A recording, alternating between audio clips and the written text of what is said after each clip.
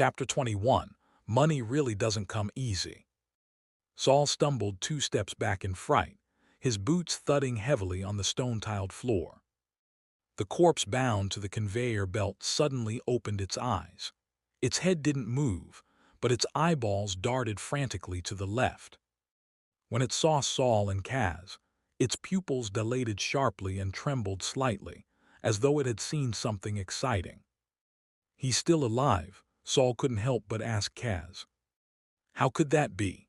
Kaz walked up calmly and, right in front of Saul, lifted the black leather covering the new apprentice.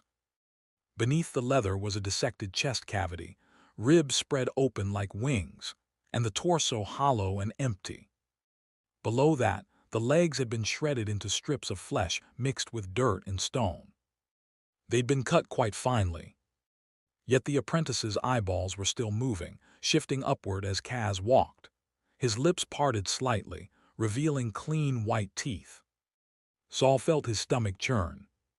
Since coming to this world, he had seen plenty of blood and horror inside the wizard tower, which had helped him hold back from vomiting.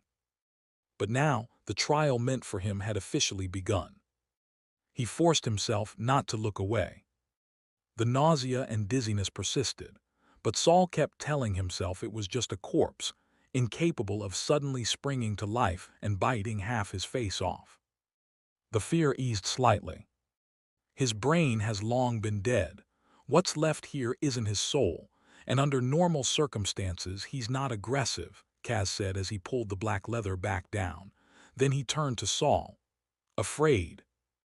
Saul took a deep breath of the bloody, foul-smelling air. "Yes." "Oh," Kaz raised an eyebrow. "But I can do it." "HMPH, Tutor," Kaz snorted. "This isn't a job you can do just because you want to. The corpse you're looking at has already undergone 2 rounds of processing, hazard control and material recovery. These mutated corpses need to be specially disposed of, or they'll escape and turn the wizard tower into a cursed domain. But before they're eliminated, we salvage some useful experimental material. Your job is the final sorting and cleanup." Kaz slapped the black leather. "Slap." "You'll use your knowledge or your intuition to identify the parts that have gained magical properties through mutation, but aren't tainted by spirits. Separate and place them in the corresponding small boxes on the table, close the lids, and seal them. The rest goes into the large box below. After you leave tonight, someone else will collect the boxes and replace them with new ones. I'll grade your work based on how much useful material you recover. As long as you turn in 5 usable items each month, you'll pass. If you exceed 10, you'll earn an extra magic credit." Kaz raised his chin and pointed at the still-moving corpse. "Now tell me, what do you think is salvageable?" Saul walked up to the conveyor belt, summoned his courage, and pointed at the twitching eyeballs. "Are these useful?" "No," Kaz replied expressionlessly. So apparently, parts that look active aren't necessarily useful.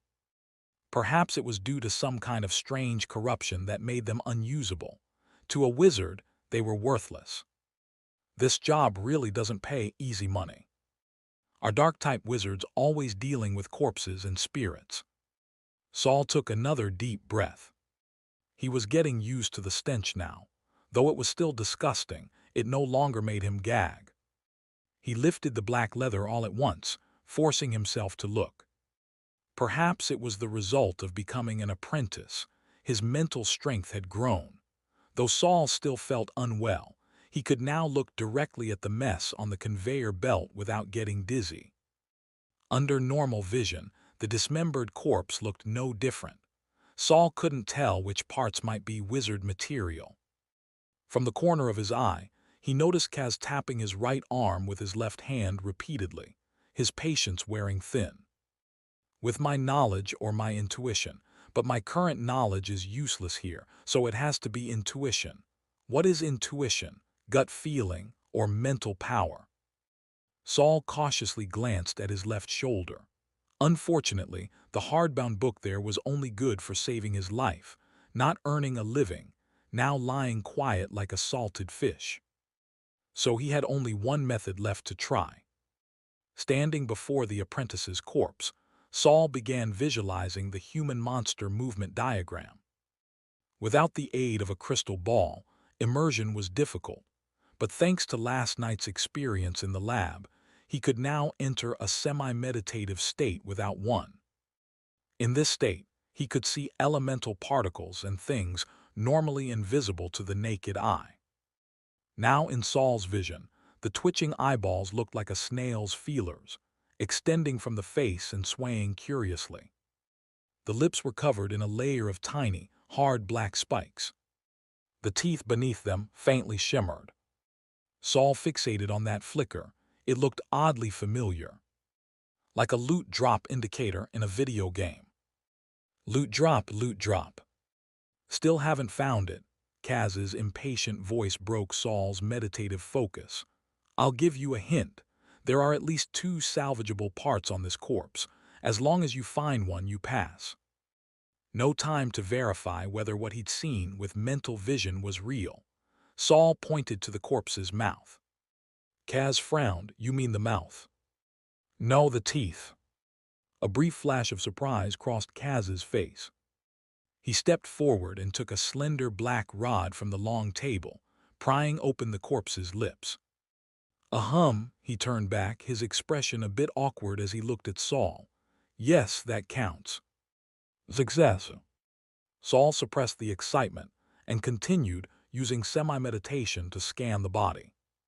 Then, he saw 2 glowing spots. He feigned uncertainty and pointed to one of them. Kaz nodded and asked if he had seen anything else. Saul carefully looked over the whole body again, then straightened up and said, No, that's all I found. Not bad, Kaz said casually, pointing out the 3rd glowing spot Saul had intentionally left out. There's another one here. Then he verbally guided Saul on how to use tools from the nearby lab bench to dissect and recover the materials. Each piece was placed into a small box, closed and latched. The remaining parts were wrapped back up in the black leather and stored in the large box beneath the table. That box was inscribed with sealing runes that contained spirits. Only a large red stain remained on the conveyor belt. Kaz nodded and jerked his chin, signaling Saul to pull the lever on the conveyor again. With the sound of machinery turning, the bloody conveyor belt rotated downward, and another corpse emerged from behind the black leather curtain. Saul narrowed his eyes as he saw the exposed head. He recognized this one too. She was the maid who had flirted with him when delivering his books on the first day, and appeared in his nightmare that very night. That voluptuous maid. Why was she dead too? An accident or murder? You know her? Kaz asked flatly, noticing Saul's expression. Yeah, she delivered my materials. Death is common in the Wizard Tower. If they keep dying, what happens when there's no one left? We recruit from nearby towns. People are eager to send kids here. With that, Kaz pointed at the maid. She's got at least one salvageable part. If you can find it again this time, this job's yours. Saul perked up. He had no time to mourn the maid. He flung back the black leather. The maid was naked. A long wound across her chest proved she had been dissected too. But being an ordinary human, even though she died to something strange, there weren't many unusual remnants on her.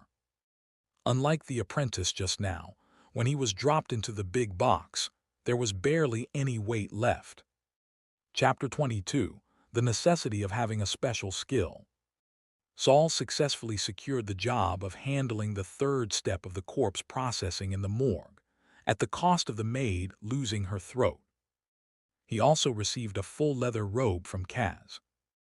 It was a bit stuffy to wear, but it saved him from having to constantly watch out for splattered flesh and blood, and it was easy to clean.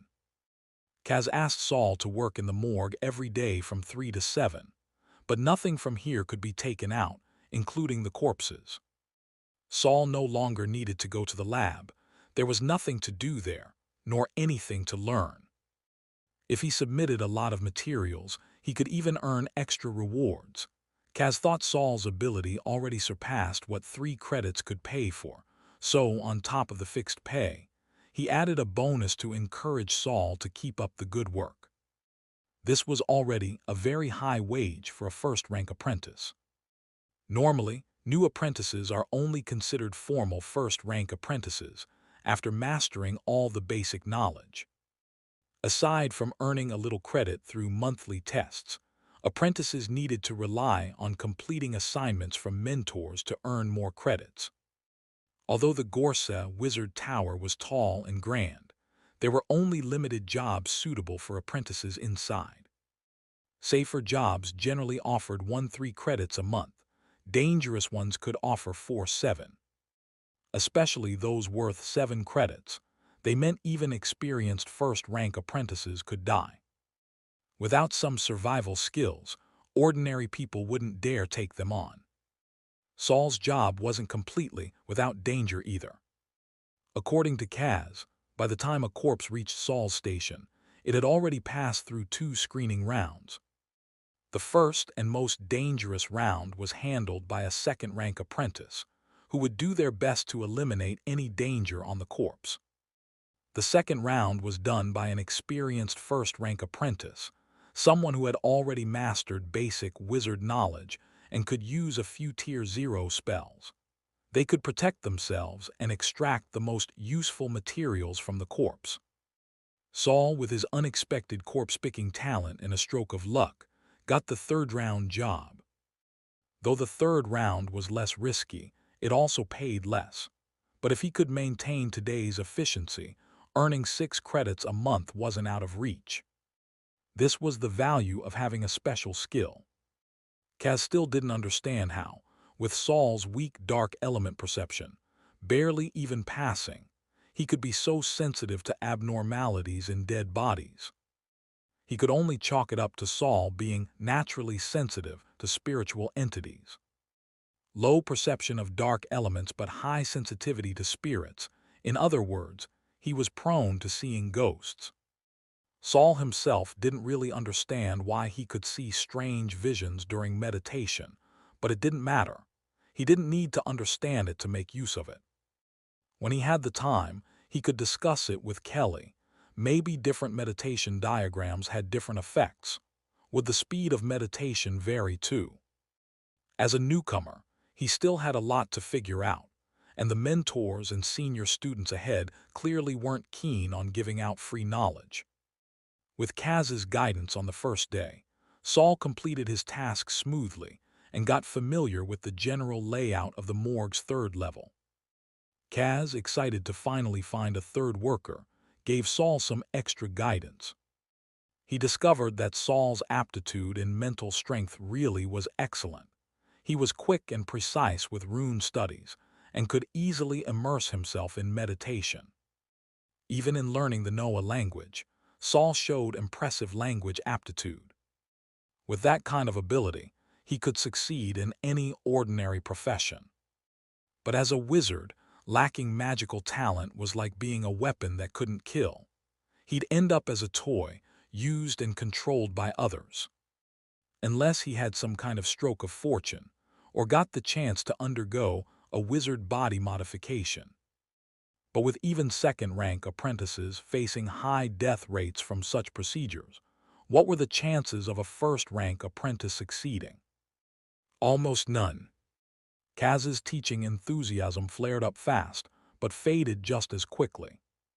Soon, he left Saul alone in the morgue, warning him to leave the second floor of the East Tower before 8 p.m., and preferably to not linger in the East Tower at all. Saul respectfully saw him out, then turned back to stand by the conveyor belt. He hesitated for a while.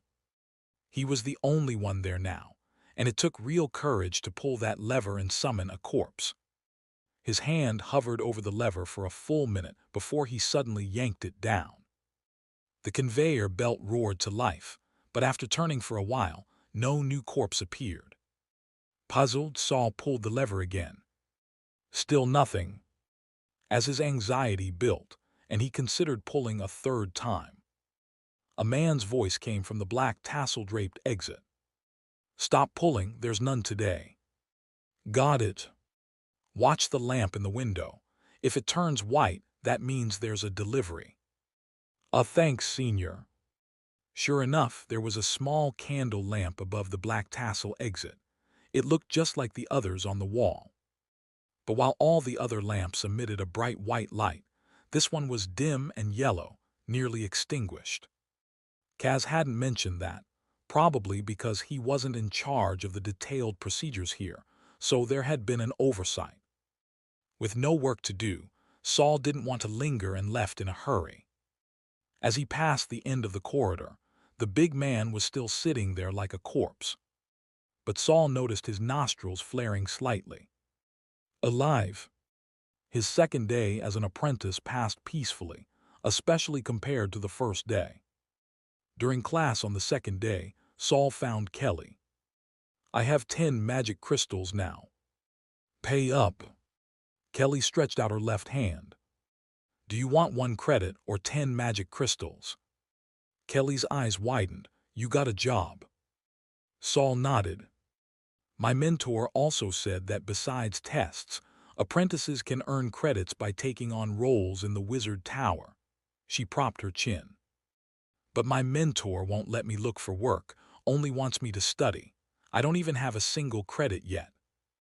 "That's because you can pass the tests without needing to work." Saul felt a twinge of bitterness, but quickly buried the feeling. "So, do you want the credit or the magic crystals?" "Of course the credit." Kelly nearly pounced on him. "Damn, I haven't even seen what a credit looks like." Credits weren't physical like coins, so they couldn't be traded right there in class. They had to go to the registration office next to the library on the 9th floor of the East Tower to transfer the credit to Kelly's name.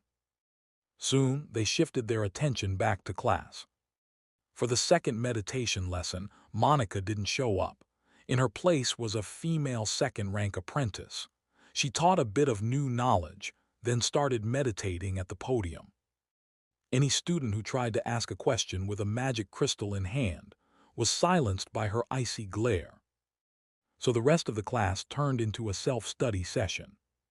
Without a teacher, some students began clustering up to discuss things.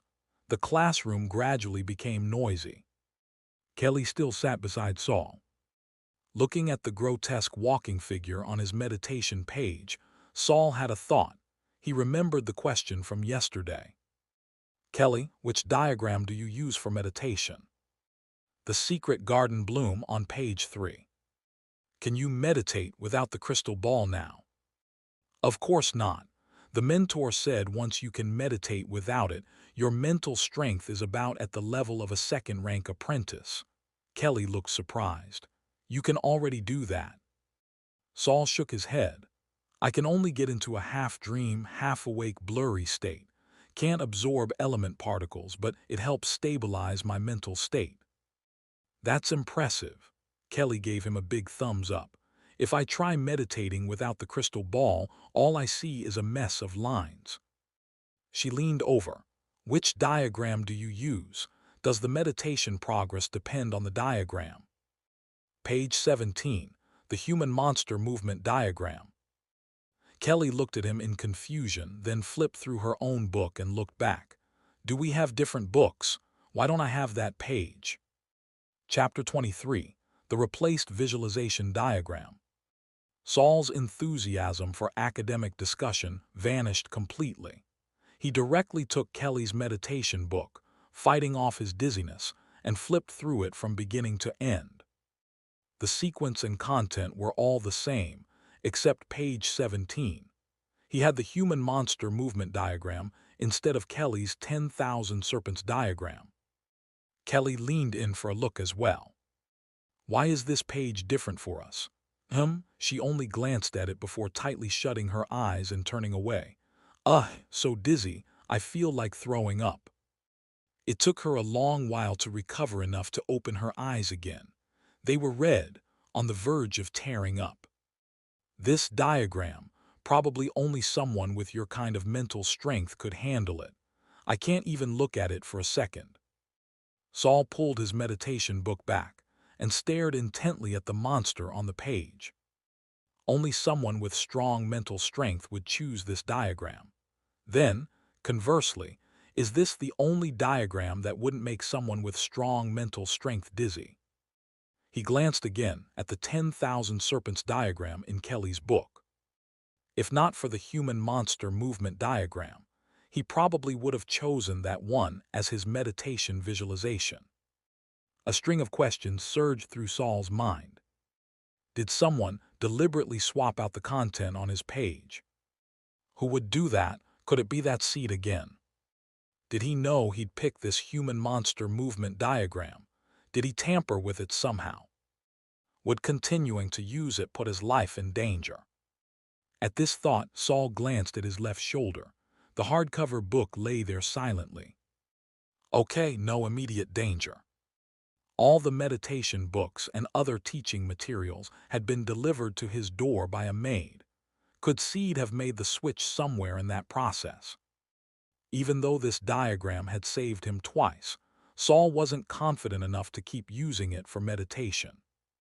Hey kid, your name, Saul, right? A first-rank apprentice sitting on Saul's other side suddenly leaned over.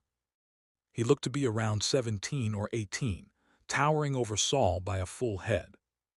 Where'd you get that meditation diagram? He had clearly overheard Saul and Kelly's conversation. Senior, have you seen it before? Senior, heh, I like that. The boy grinned. I once saw it in a book. First and second rank apprentices use different meditation books. If I remember correctly, that diagram should only appear in the second rank edition. He licked his lips, eyes practically glowing.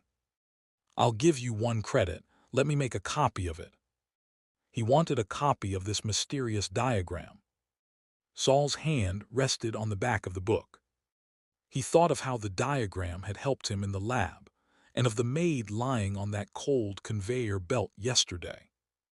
I mean, I could, but aren't you worried it might be dangerous? It is a diagram meant for second-rank apprentices, after all. The senior licked his lips again. That's none of your business, so are you selling or not? Sell it, of course. After class, the three of them went to the 9th floor of the East Tower Library. There, the senior found someone to help copy the visualization diagram. Saul had him transfer the 1 credit directly to Kelly's account at the registry. The first-rank apprentice didn't know about Saul and Kelly's agreement. He just gave the two of them a meaningful glance and said with a sigh, "Ah, youth, spending money on a girl."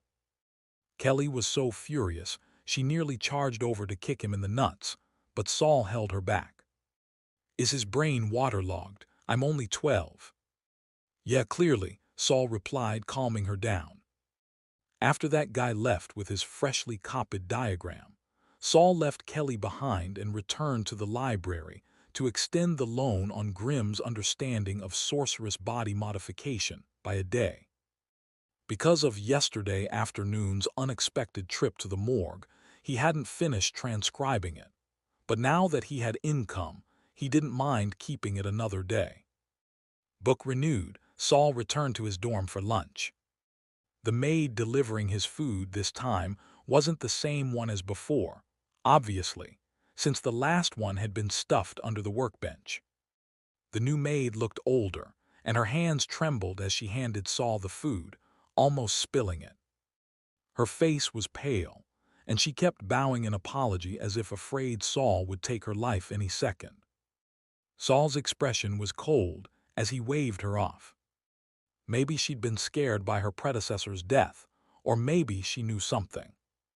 Saul decided to take his meditation book and go find Mentor Kaz. Kaz wouldn't want the new assistant he just hired to die the next day, right? With that in mind, Saul glanced at the food on the table. If they could tamper with his book, then what about his food? If they'd wanted to poison him, they probably would have done it earlier. Still, once suspicion sets in, everything becomes nerve-wracking. He looked at the food again, but couldn't summon the appetite. I'm still too weak. I need to buy myself time, At the very least, I can't let Seed do whatever he wants like before. Starving, Saul rushed to the second floor of the east tower to the morgue. There were no customers today. The candle holders on the conveyor belt platform flickered dimly as if they might go out at any moment. Saul stood near the conveyor and listened carefully. He could hear a faint rustling from the other room. He asked softly, "Senior, no work today?" A loud thud came from the other side. After a while, a voice finally responded. "Can't you see the damn lights? Talking all of a sudden in a place like this, trying to scare someone to death." Sorry." Saul thought about it. If he suddenly heard a voice in a place like this, he'd probably jump too. "Senior, if there's no work, are we just supposed to sit here and wait? What else do you think we're supposed to do? If you dare sneak off and screw up Mentor Kaz's tasks, you'll be the one lying on the conveyor belt tomorrow." Saul glanced at the dark, stained conveyor belt and obediently sat back down at the table.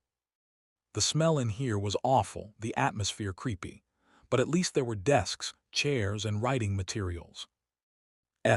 Saul continued transcribing Grimm's understanding of sorceress body modification. When you focus, time flies.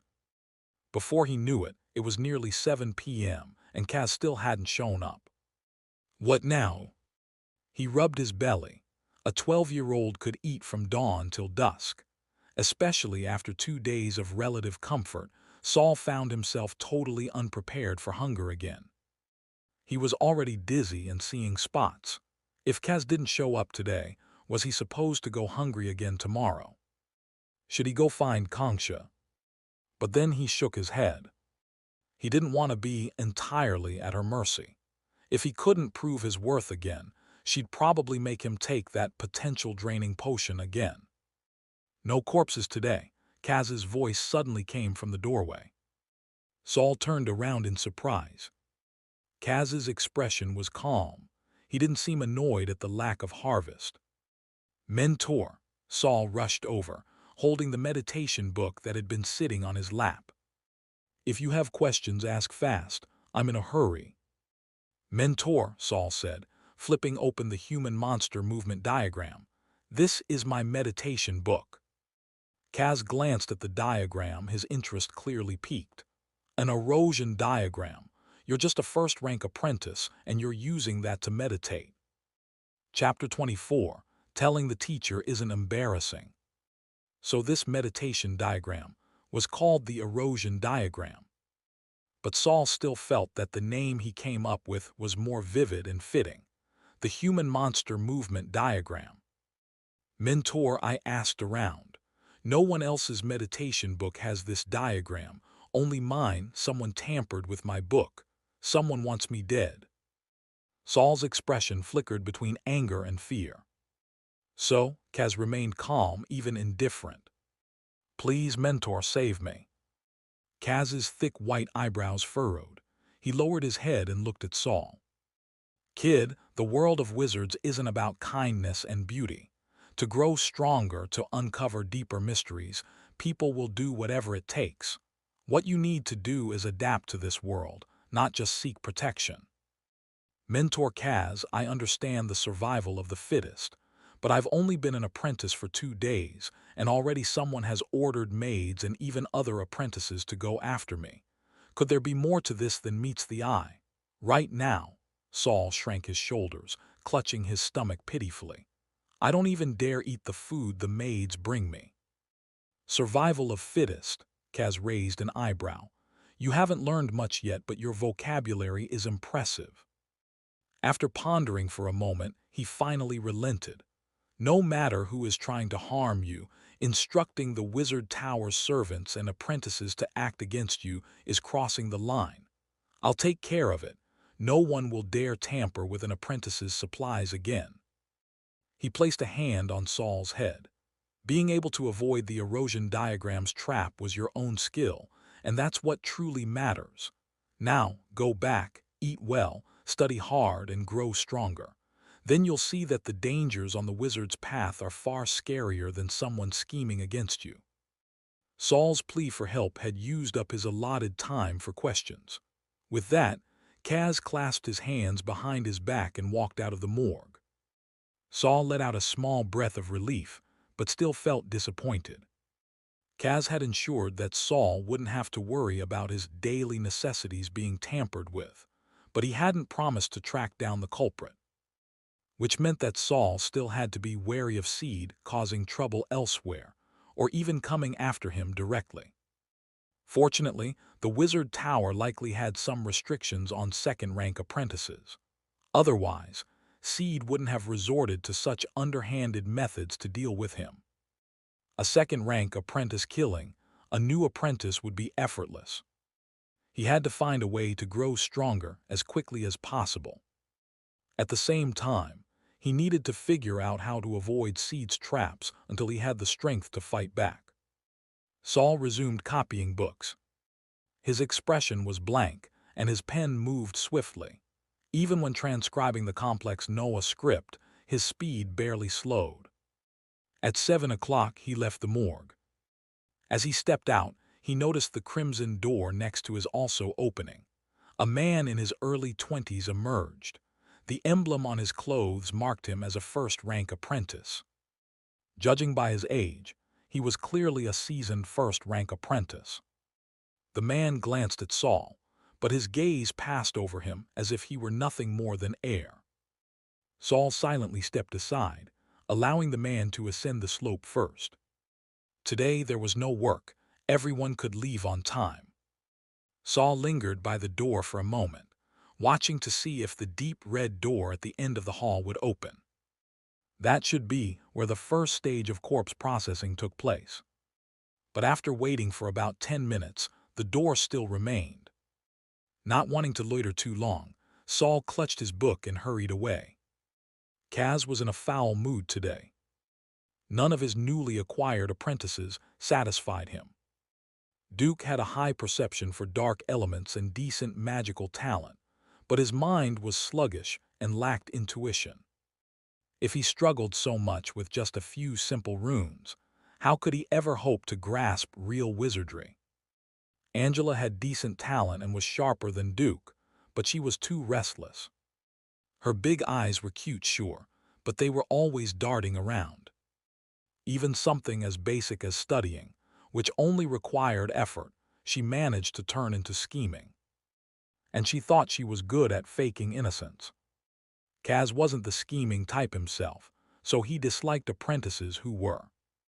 In his experience, those who relied on scheming to become high-level wizard apprentices always failed on the path to becoming a true wizard. And besides, Angela reminded Kaz of another girl.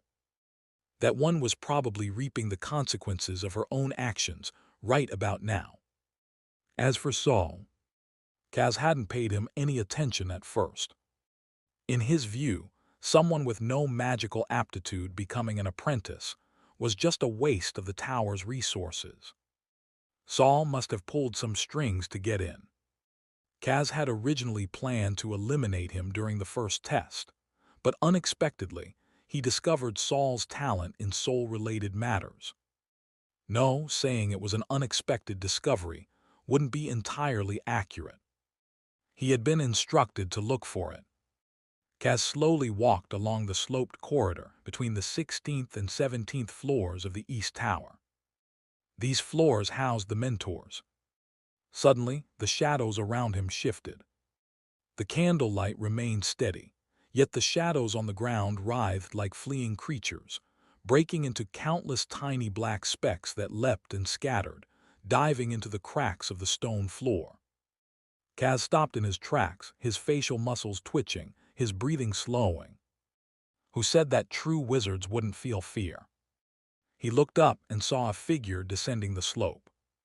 His arms hung stiffly at his sides, not swinging as he walked. His heels lifted high, barely allowing his toes to touch the ground, as if the floor was too filthy to step on. Most importantly, the figure was wrapped in pink bandages from head to toe, leaving only a pair of silver eyes exposed. Kaz bowed deeply. "Tower Master." "Ahem." With that simple response, the pink-bandaged figure brushed past Kaz.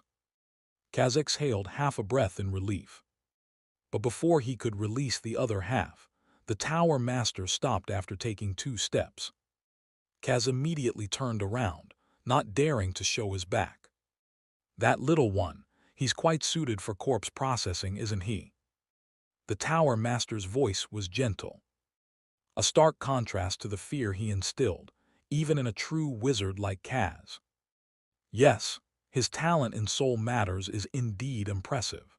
On his first day processing corpses, he identified an extra material that even I overlooked.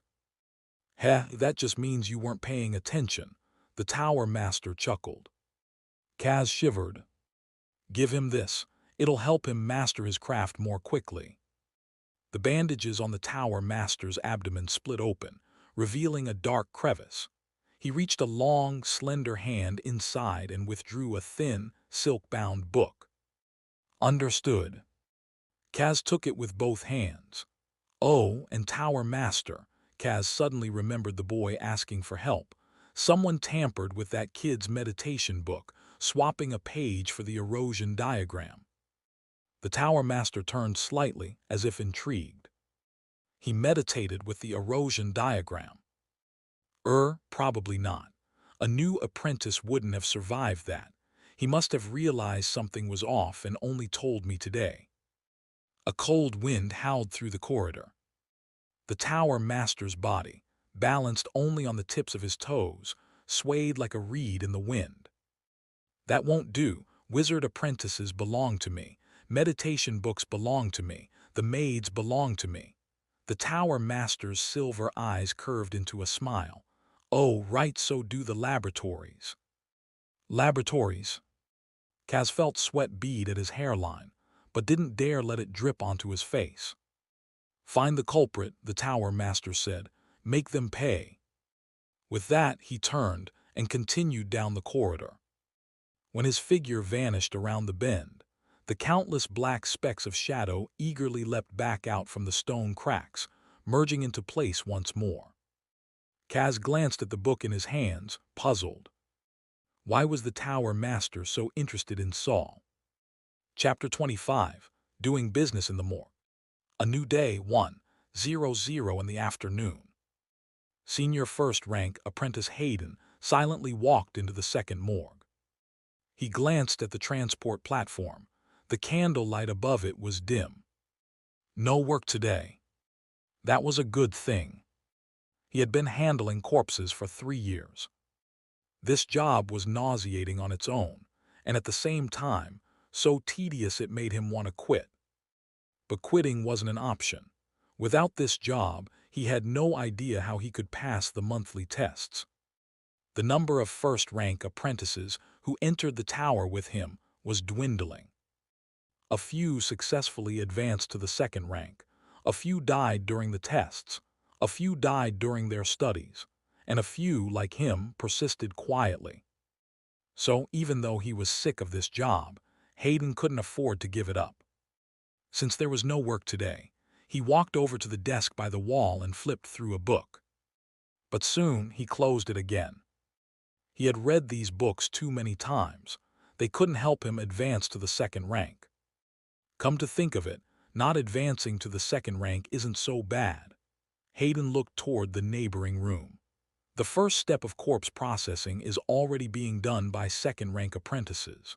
If I lost this job, I'd probably be like the other second-rank apprentices, worrying about passing the tests every 6 months, right? With that thought, Hayden lost all interest in reading. He walked up to the transport platform and suddenly had the urge to lie on it. But just as he lifted one leg onto the platform, knock, knock. A sudden knock on the door startled him, and he nearly lost his balance. This place at this time, who could it be?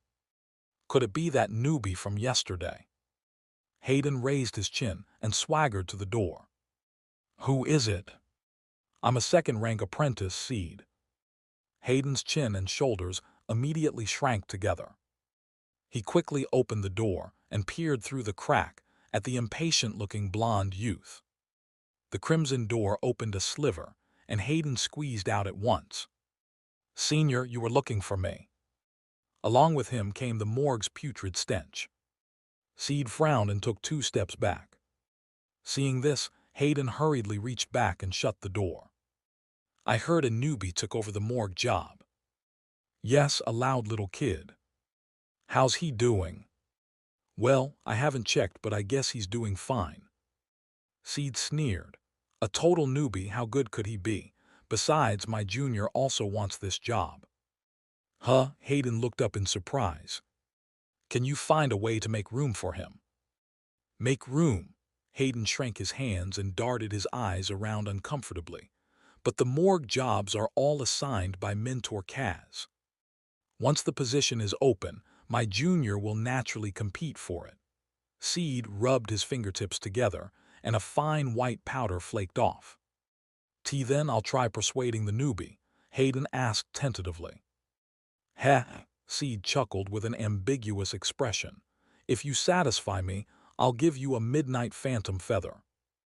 "Ah," Hayden straightened up completely, his eyes nearly popping out. I'll definitely make that kid." Suddenly, "Doing business in the morgue now." A deep voice interrupted their conversation. Both Hayden and Seed turned toward the depths of the corridor. "That second-rank apprentice in charge of the morgue," Seed squinted. "He's early today. Looks like I'll have to bleed a little again." However, as the figure emerged from the darkness, Seed's pupils contracted sharply. Next to him, Hayden nearly collapsed to the ground. Mentor." The man stepping out of the corridor wasn't a second-rank apprentice. It was Mentor Kaz himself. Seed's heart clenched as Kaz stared at him, but remembering the mentor's usual attitude, he braced himself and said, "Mentor Kaz, we were just—" Kaz raised a hand, cutting Seed off. "I don't care what you were doing." Seed exhaled in relief. He knew the mentor wouldn't concern himself with apprentice affairs.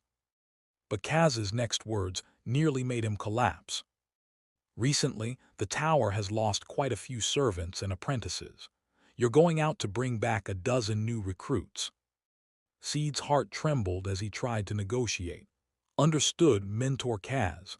After I finish next month's test, I'll—" "Next month? You leave this month, no tonight." Kaz glared at him. Though he was short, the sheer pressure in his gaze made the 2 apprentices feel like they were being crushed by a boulder. "Mentor Kaz," Seed was drenched in cold sweat, "I have a test next month. If I leave the tower now, I might not make it back in time." Kaz looked at him impassively and said, "You need to understand one thing. All servants, maids, and apprentices in the tower are the property of the tower master. And you," Kaz pointed a wrinkled finger at Seed, "you've already caused losses to the tower master, so naturally you must make up for it." Seed opened his mouth, but no words came out. A bead of sweat trickled down his temple, hit the ground, and shattered into tiny droplets. Saul learned the next afternoon that Seed had already left the tower. The one who told him, once again, was Mentor Kaz. "Senior Seed," Saul's face paled. His hand rested on the freshly copied book, fingers clenching, wrinkling the yellowed pages. "But why would he want to harm me?" Saul shook his head in confusion. "That's something you'll have to figure out yourself." Kaz took out a book and tossed it onto the table. Saul looked down. It was a thin, silk-bound book. The Guide to Corpse Refinement. It was the first time he had seen a book made of fabric. "I see you have some talent. Take this book and read it. If you don't understand something, you can ask me." Kaz glanced at Saul's reaction, then turned and left. Saul picked up the book. A non-textbook wizarding book cost at least 2 magic crystals per day, and a guide like this was worth much more than a recognition text. Mentor Kaz had essentially given him a huge sum of magic crystals. "Mentor's quite generous," Saul murmured with a soft chuckle. He set the Guide to Corpse Refinement aside, smoothed out the pages he had wrinkled, and refocused. "Hiss." A faint sound made Saul look up. The candlelight above the transport platform had turned a bright white. Saul walked over and pulled the lever. The black conveyor belt rumbled to life, and a fresh corpse, draped in black leather, emerged from the fringe. This time, it was an unfamiliar dead man who had passed away peacefully. Saul lifted the black leather covering. The corpse was largely intact. This was his first time handling one alone. Saul entered a semi-immersed meditation state. Even though the human monster movement diagram had been slipped into his studies to kill him, he unexpectedly found it suited his meditation well. And since the hardback book hadn't objected, that meant he could keep using it. Saul picked up a tool from the table behind him. The corpse swayed slightly. For a moment, the body on the transport platform seemed to take on Seed's appearance. Saul closed his eyes briefly, forcing himself back to reality. I have a month, but when Seed returns, his retaliation will likely be even more ruthless. The crisis wasn't over, but at least he had a breathing space. It seems as long as I remain useful, I can gain some protection. I need to become even more valuable. As he worked, his gaze flicked toward the guide to corpse refinement. Suddenly he paused. Corpse refinement. Could it have some connection to wizard body modification? Chapter 26. I love study, study fulfills me. In the days that followed, Saul entered an intense study mode. Dormitory studying. Classroom studying. Morgue working and studying. He had never felt so fulfilled before. Whenever someone asked, he simply said he was preparing for the test in 3 months. Even Kelly, who had been relatively calm, was starting to feel pressured by his relentless efforts. However, in the eyes of some, Saul's determination looked more like desperation, a final struggle. News that Kaz demanded Saul reach 10 joules of magical power by his first test spread quickly, as expected. Some people had faith in him, while others thought he had no chance. Everyone had meditated before, and knew roughly how much magic power could be increased in a month.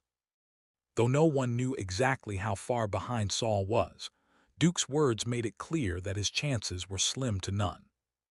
Saul later tested himself in secret.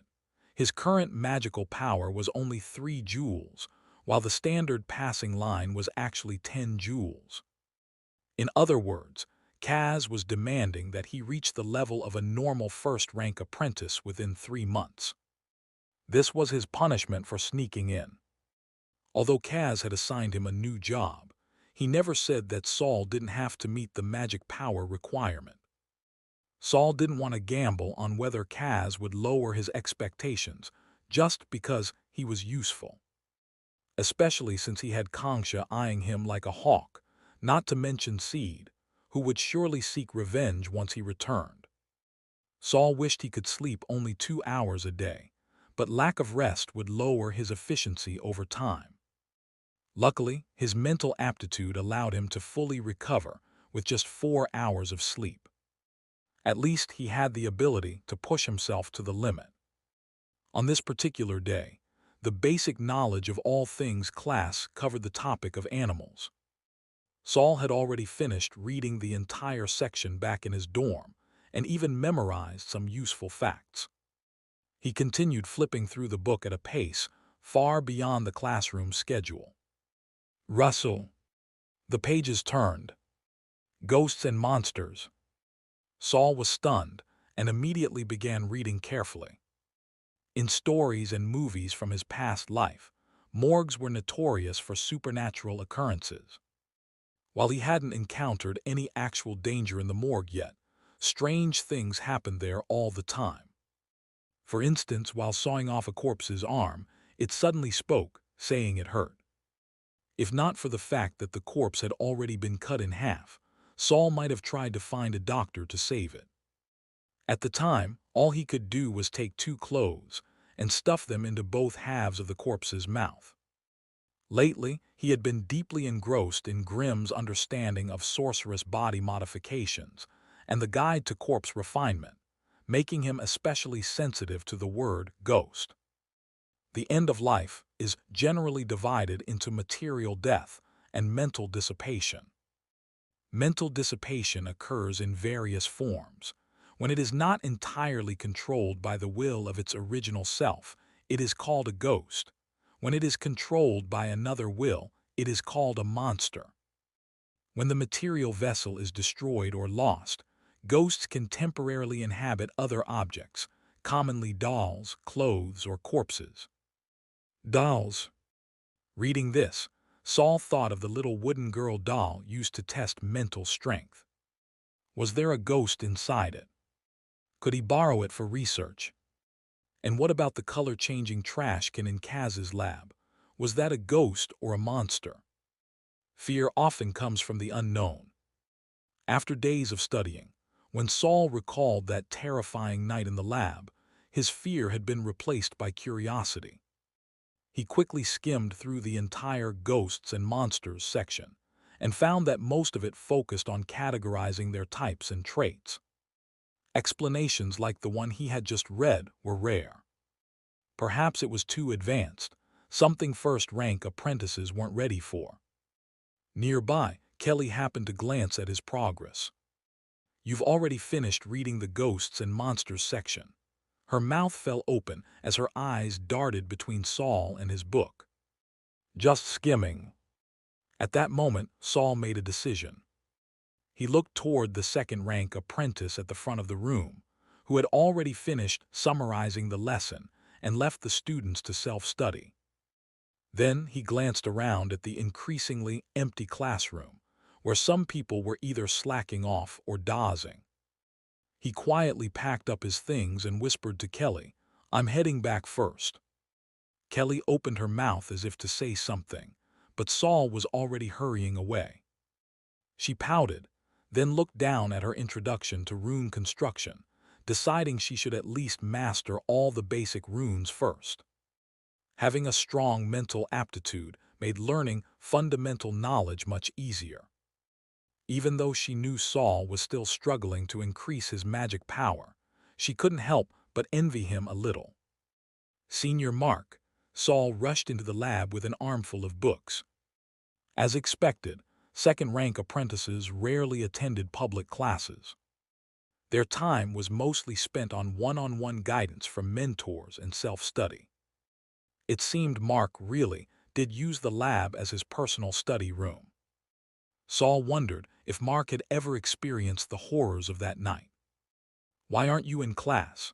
Mark instantly recognized Saul's voice and greeted him with a friendly smile. After all, Saul was one of the apprentices Kaz had taken under his wing. That meant he must have done something to impress the mentor. Unlike those other two apprentices, whatever their names were, who still had to come to the lab in the afternoons just to study on their own. Mark had already taken a fair amount of tuition from them, but he hadn't even bothered to remember their names. 3 months from now, how many of these first-rank apprentices would still be here? A year from now. Unimportant people weren't worth remembering. For a wizard, ordinary apprentices were just expendable. For advanced apprentices, lower-ranked ones were also expendable. It wasn't about status, just survival. "Senior Mark, I encountered some difficulties while studying composite runes. I'd like to ask for your guidance." Mark instinctively glanced at his study notes to check today's date. "You finished learning basic runes already?" Saul nodded. Mark rubbed his chin. "You're progressing fast. If you can solve your magic power issue, advancing to second rank is only a matter of time." "All right, I'll teach you how to construct one composite rune for free, but just one. If you want to learn more, you'll have to pay." A free lesson on composite runes meant their past encounter in the lab was being written off. Regardless of what role Mark had played that night, as the lab's administrator, he had been negligent. This was his way of compensating Saul, not because Saul had been in danger, but because Mark had been at fault. "Thank you, Senior." Saul flipped to the last few pages of introduction, to rune construction. Can I start with this composite rune? It was a dark element composite rune. Mastering it would allow him to combine it with basic runes to form multiple zero-rank dark element spells. In other words, learning this rune meant Saul could finally start learning magic. In the very first class, Mentor Guido had warned them not to be too hasty in learning spells. But Saul didn't have the luxury of time. Of course, first, you need to understand that composite runes aren't just simple overlays of basic runes. There are also many changes in magical power conduction. Saul skipped half of one class and the entirety of another. Under Mark's guidance, he gradually realized composite runes were insanely difficult. Chapter 27, Compound Runes. Although Mark agreed to guide Saul, he wasn't about to waste his entire morning on a first-rank newcomer. Second-rank apprentices had heavy study loads too, especially with their upcoming test in a month. Rather than Mark directly teaching Saul, it was more like Saul studied on his own, seeking help from Mark only when he encountered difficulties he couldn't figure out. Unfortunately, even with Mark's explanations, Saul still struggled to grasp many concepts, unable to fully understand the logical connections. Before leaving at noon, Saul made another request to Mark. "You want to borrow that mental aptitude testing puppet?" Mark didn't hesitate. He walked to the laboratory cabinet, opened the door, and casually rummaged through until he pulled out a wooden puppet. The moment Mark opened the cabinet, Saul instinctively stepped back 2 paces. Seeing Saul's wary expression, Mark found it amusing. "Afraid, yet you still want to borrow it." "Precisely because I'm afraid, I need to borrow it." Saul carefully avoided making eye contact with the puppet. He reached out his hand, and Mark casually placed the puppet in his palm. "Friendship price, 5 magic crystals for 10 days. "I'll borrow it for 2 days then." Mark's face darkened. "No rentals for just 2 days.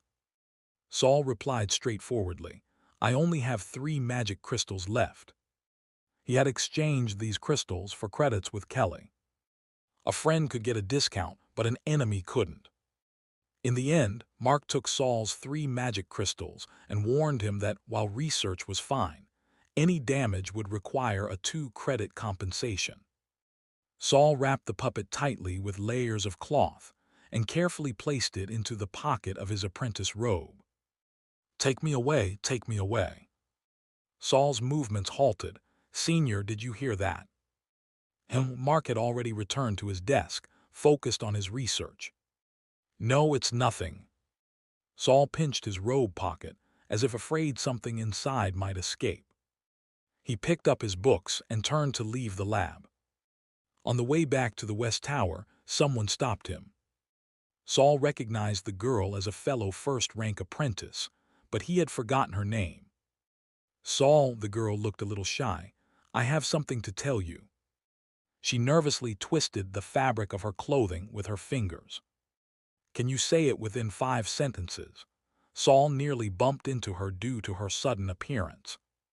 The girl was momentarily stunned, her expression turning a bit hurt. "Sorry, I'm in a hurry." "But the girl's eyes turned red. Saul simply walked around her, muttering loudly, oh no, I'm running out of time." The girl stood frozen in place, not making any move to chase after him. It didn't seem to be anything urgent. Yet Saul still didn't manage to leave the corridor. At the end of the passage, another person suddenly jumped out. "Hey, Saul." Saul recognized him, Doze. The guy who used to chase after Kelly and later started hanging around Duke. This time, he wasn't accompanied by the indecisive Rocky. Ever since people discovered Saul's low magical aptitude, Doze had rarely sought him out. "Sorry, I'm really in a hurry." Saul tried to step around Doze again. But Doze raised his hand, blocking the passage. "I'll say it in 5 sentences." Saul had no choice but to stop. "Senior Locke has gathered a group of new apprentices to form a mutual aid society where everyone can study and discuss magic together. This afternoon at 2 is our second meeting. Do you want to come? Does it cost anything? Regular members have to pay. I'm broke. Saul nodded politely, then pushed past Doze and walked away. Doze quickly turned and shouted after him. Kelly already agreed to come today. Saul paused and looked back at Doze's smug expression. With sincere honesty, he said, I really have no money. Then he hurried away. No one stopped him this time. After a quick lunch, Saul arrived at the second floor of the East Tower, his usual morgue. This place had become his personal study room, while his dormitory was only used for night study and rest. Saul had already reorganized the outermost morgue room. In addition to the teleportation platform and 2 long tables, he had added a cabinet to store various lab supplies he had exchanged for credits. These instruments and materials had completely drained his remaining credits. If the wizard tower didn't provide food and shelter, Saul would have been left with nothing but air to eat. Inside the cabinet were not only the items Saul had purchased, but also some mutated materials he had collected from corpses.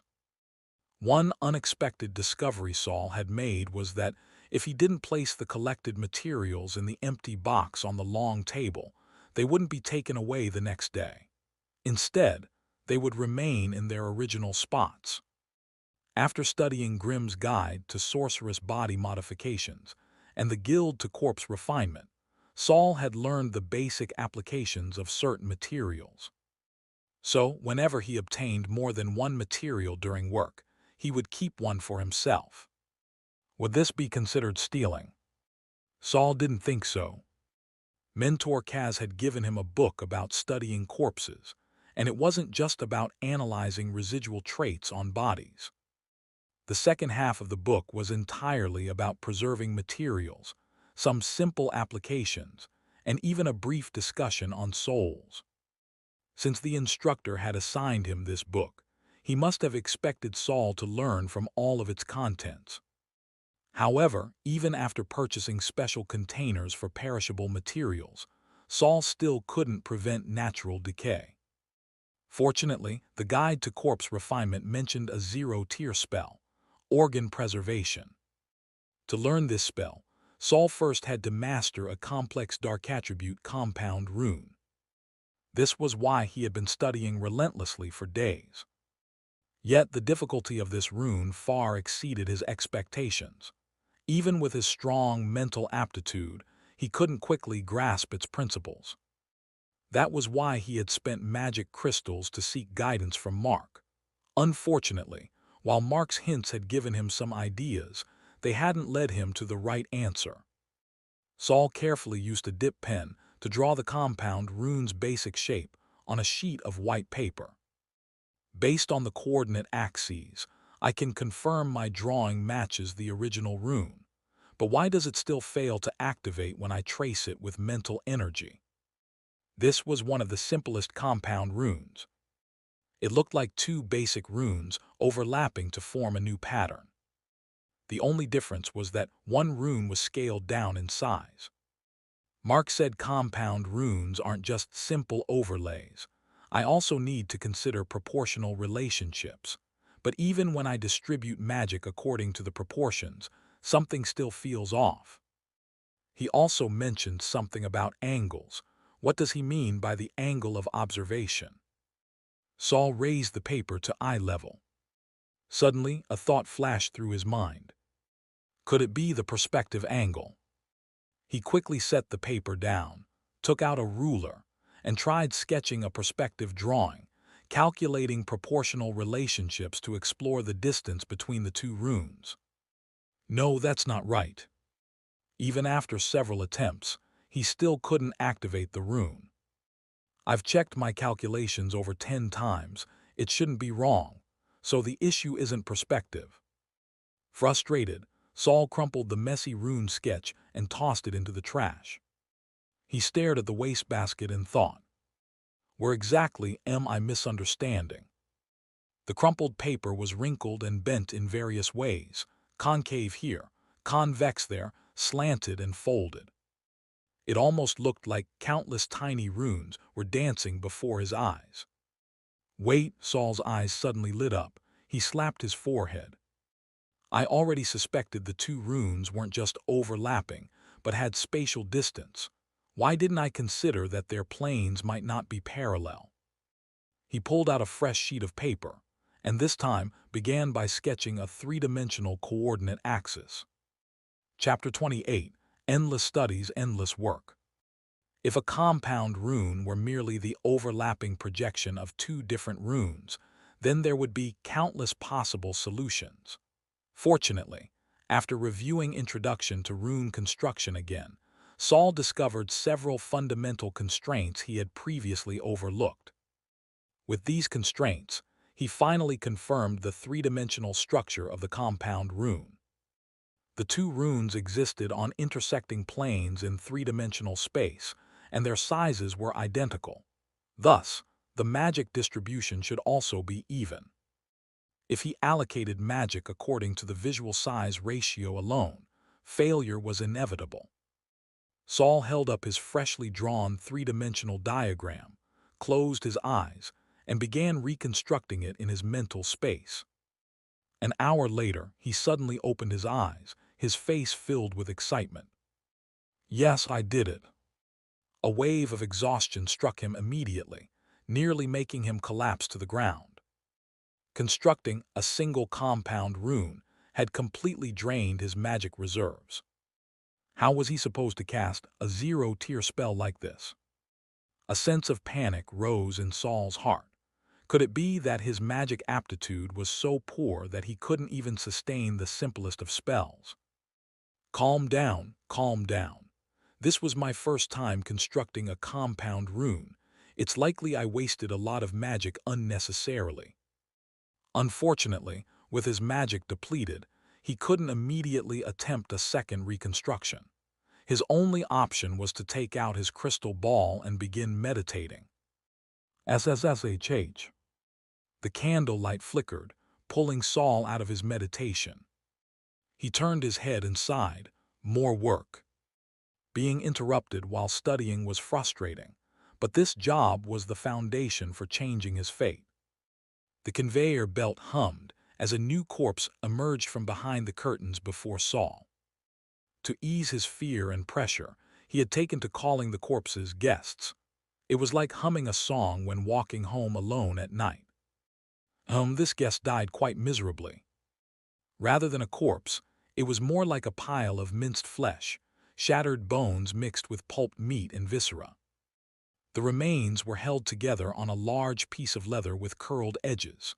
Without it, the mess would have leaked everywhere.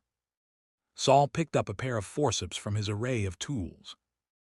As he scanned the remains, he noticed countless tiny glimmers spread throughout. The glow was faint, suggesting these materials weren't valuable. Even if discarded, it wouldn't be a big loss. Suppressing his discomfort, Saul carefully sifted through the remains. To his surprise, the shimmering specks weren't body fragments but fine powder-like particles. Switching to a smaller pair of tweezers, he extracted several slightly larger white granules. Even amidst the blood and flesh, they retained their original color, untouched by red. He spent a considerable amount of time collecting a small handful, leaving his waist sore from bending over.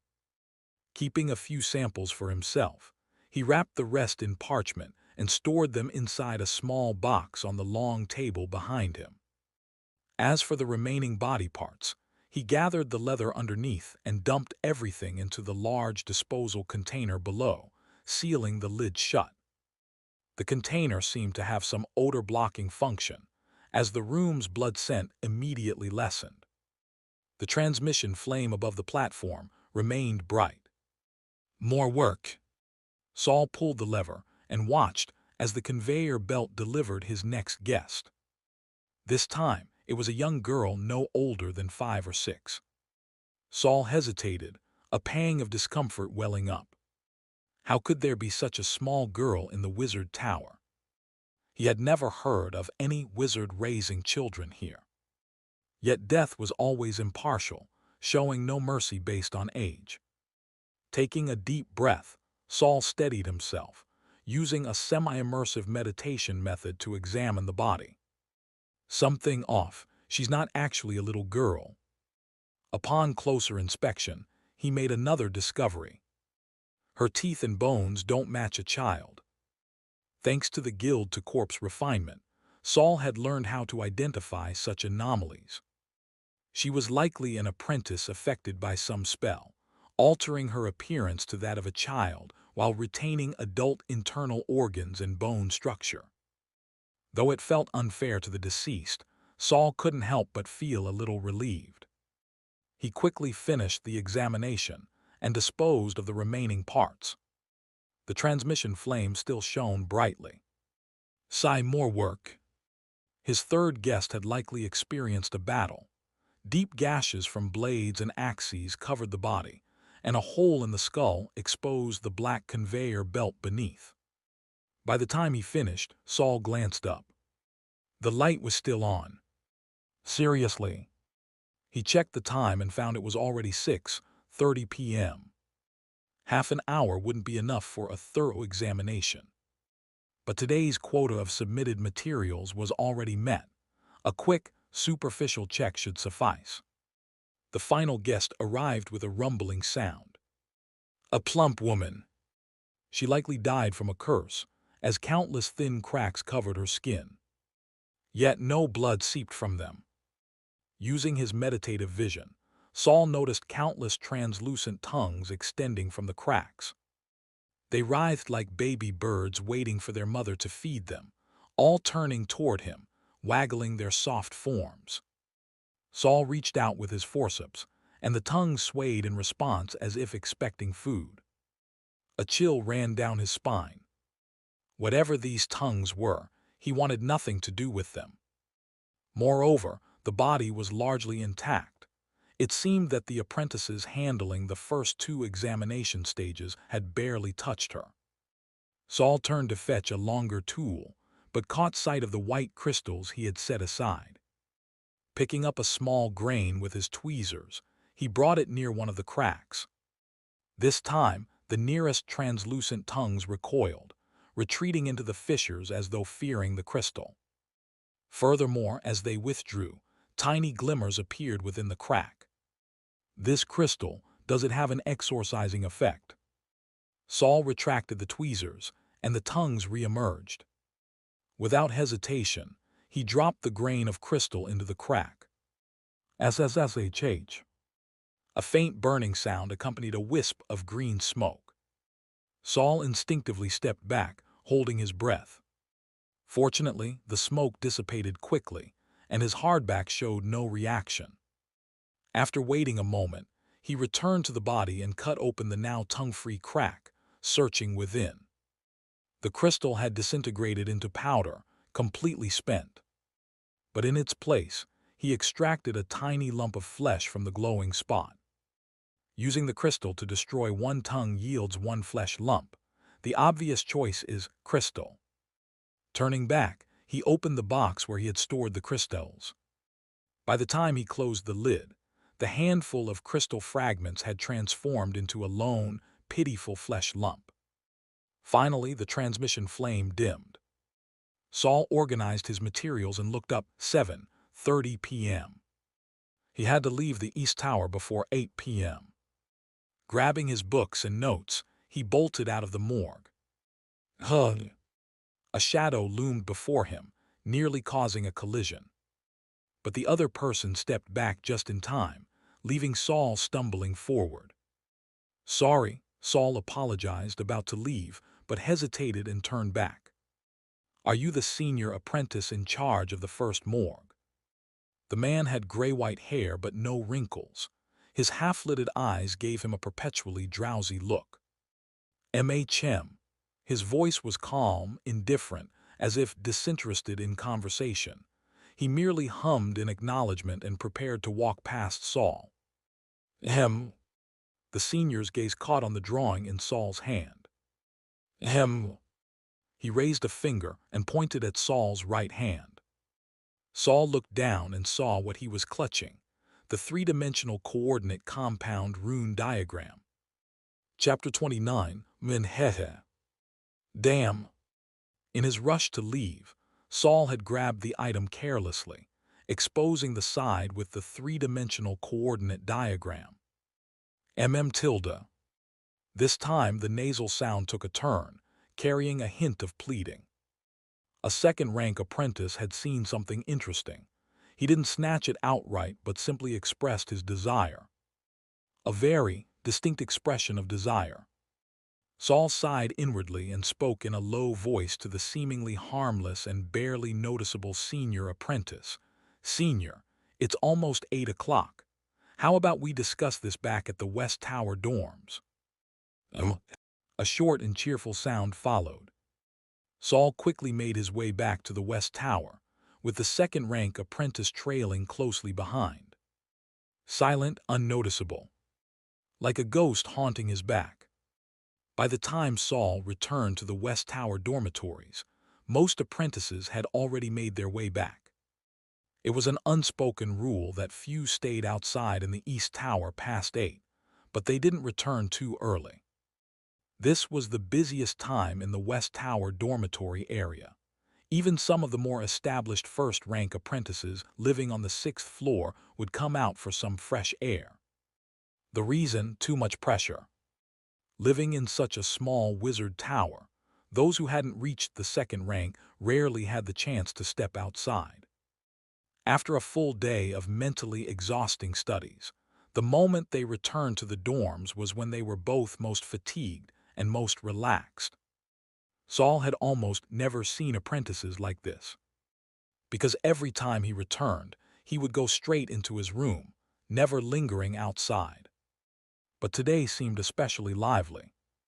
Saul, Kelly was leaning against her dormitory door, seemingly waiting for him. When she saw him, she took 2 steps forward, looking slightly displeased. "Why didn't you attend the Mutual Aid Society meeting?" Saul blinked. "I forgot." He really had forgotten. At first, he had been completely absorbed in studying the three-dimensional coordinate axis, losing track of time. Later, he had been so buried under work that he barely made it back to the East Tower on time. In that state, how could he possibly remember anything about the Mutual Aid Society? "I only went because Doze said you'd be there." Kelly pouted, her expression much more animated than usual. "I only said I'd consider it." "Knew it. Doze is unreliable." Kelly pretended to be angry, but she quickly recovered, even breaking into a smile. "But the Mutual Aid Society was actually pretty interesting. Discussing things together really helped me understand some problems I hadn't thought about before." Heh. Saul was suddenly on edge, staring at Kelly. Kelly felt uneasy under his gaze and quickly looked herself over. "Why are you looking at me like that?" Saul rubbed his arm. When Kelly laughed just now, he felt a chill run down his spine. His goosebumps hadn't even settled yet. "Why did you laugh like that?" Saul asked bluntly. "Laugh?" Kelly instinctively touched her face. "Did I?" "It was just." Hesitantly. Saul and Kelly turned their heads at the same time and saw a girl living diagonally across from them laughing as she talked to Doze. Hesitantly. Doze seemed to have heard something amusing and started laughing as well. Saul felt the entire dormitory area had taken on a strange atmosphere. He looked further down the corridor. Had all the new apprentices come out? Why were there so many people? Hesitantly. The seemingly normal, yet eerily unnatural laughter echoed intermittently through the hallway. Saul's gaze finally landed on Kelly. Heh. She was still watching Doze, as if she had heard something funny and began laughing too. "Kelly," Saul smacked her on the forehead. Kelly was stunned. "What are you doing?" Saul didn't know how to explain, but he just felt that he couldn't let Kelly keep laughing like that. He grabbed Kelly and dragged her into his dormitory. It was Kelly's first time inside Saul's room, and her eyes immediately locked onto his desk. As expected, a top student was always the most interested in studying. Saul had just closed the door when he remembered the nearly invisible senior apprentice was still behind him. He turned to open the door and invited the senior in, only to find that the uttering senior was already standing behind Kelly. Kelly was curiously examining Saul's desk, restraining herself from touching anything. The senior apprentice suddenly lowered his head. His mouth stretched like an extendable hose, extending over 10 centimeters, pressing against Kelly's head. Kelly, however, seemed completely unaware, still focused on the desk. "Senior, don't." Hearing Saul's sudden exclamation, Kelly quickly turned around, only to find a middle-aged man standing behind her at some unknown moment. His snake-like mouth was practically kissing the top of her head. Although Kelly was usually a proud and composed girl, seeing someone's mouth pressed against her head froze her in terror. When she tried to move, she found that she couldn't. "Saul, Saul," the 12-year-old girl called for help in a trembling voice. Saul was about to rush forward when the senior apprentice shook his head at him. Tilde. A drawn-out, fluctuating sound of refusal. Gulp. It was as if something was being sucked out of Kelly's head. A bulge traveled from her scalp down the senior apprentice's hose-like mouth. Only then did the senior retract his bizarre mouth. He wiped his lips with the back of his hand and nodded at Saul. Saul's first instinct was that the senior was telling him everything was fine now. Ever since the senior had retracted his mouth, Kelly had remained frozen, her face growing darker by the second. "I got tricked," she muttered, touching the top of her head. There were 2 small wounds, barely painful unless pressed. Kelly came to her senses and respectfully bowed to the senior who had saved her. "Thank you very much." The senior ignored Kelly and simply nodded at Saul. Saul respectfully handed over the blueprint in his hand. The senior had already seen it. Even if Saul refused, he had no means of stopping him from taking it. Besides, he had helped Kelly. And Kelly had helped Saul before. "Senior, if you're interested, I can explain the principles behind it." Since he had already handed over the blueprint, Saul didn't mind sharing more. He knew a second-rank apprentice would eventually figure it out anyway. The silent senior did not refuse. Saul pulled him and Kelly to the table and briefly explained the concept and applications of coordinate axes. After a brief silence, the senior suddenly opened his mouth wide. His mouth stretched like rubber, wide enough to fit an entire arm. Then he actually reached inside and pulled out a small notebook. Scrawled on the cover were a few messy words. "Byron study notes." "Senior, your name is Byron." Byron nodded, then hesitated before pulling a sharp dagger from his mouth. Casually, he sliced a 5-centimeter cut across his neck. Dark red blood gushed out. Saul and Kelly were shocked. Was he committing suicide right in front of them? But beneath the wound, a set of yellowed teeth and a thick tongue struggled to emerge. "The Mutual Aid Society's parasite won't kill you," a hoarse voice said, as if it hadn't spoken in a long time. "But it's not a good thing. Stay away, don't meddle." As Byron spoke, his wound healed. By the time he finished his sentence, the cut was gone, leaving only a trail of blood running down his neck to his chest. Chapter 30. The Price of Knowledge. Byron grabbed the drafts that Saul had just used for his explanation, along with the fountain pen tucked within them, and stuffed everything into his large, disguised mouth. He nodded at Saul, let out a grunt, and then finally left Saul's dormitory. As for Kelly, ever since Saul began explaining his 3-dimensional model analysis of runic magic, she had been standing still, silent. She stared fixedly at the tabletop, and even when Byron took away all the draft papers, she didn't snap out of it. After some time, Saul started to feel concerned.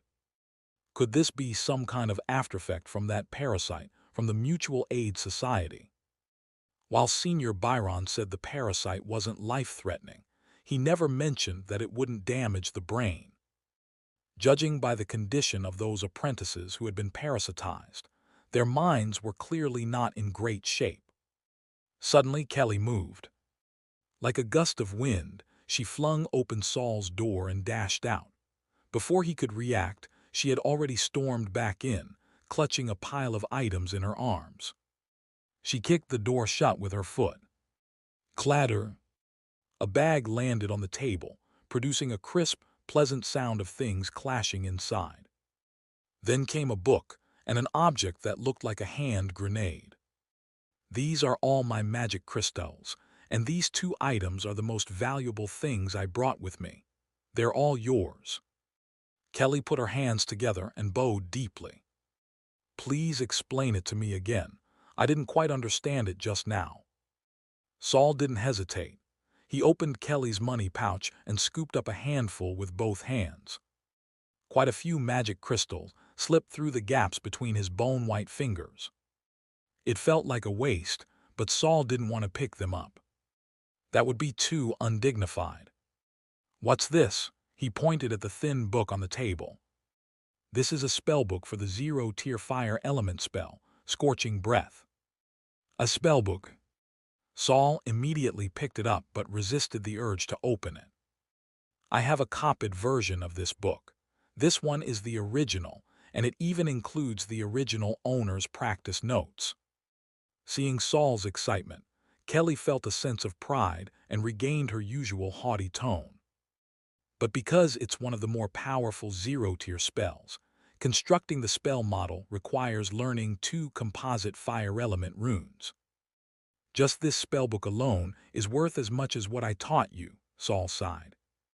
As a first-rank apprentice, he could learn 2 spells for free from his mentor, but anything beyond that required magic credits.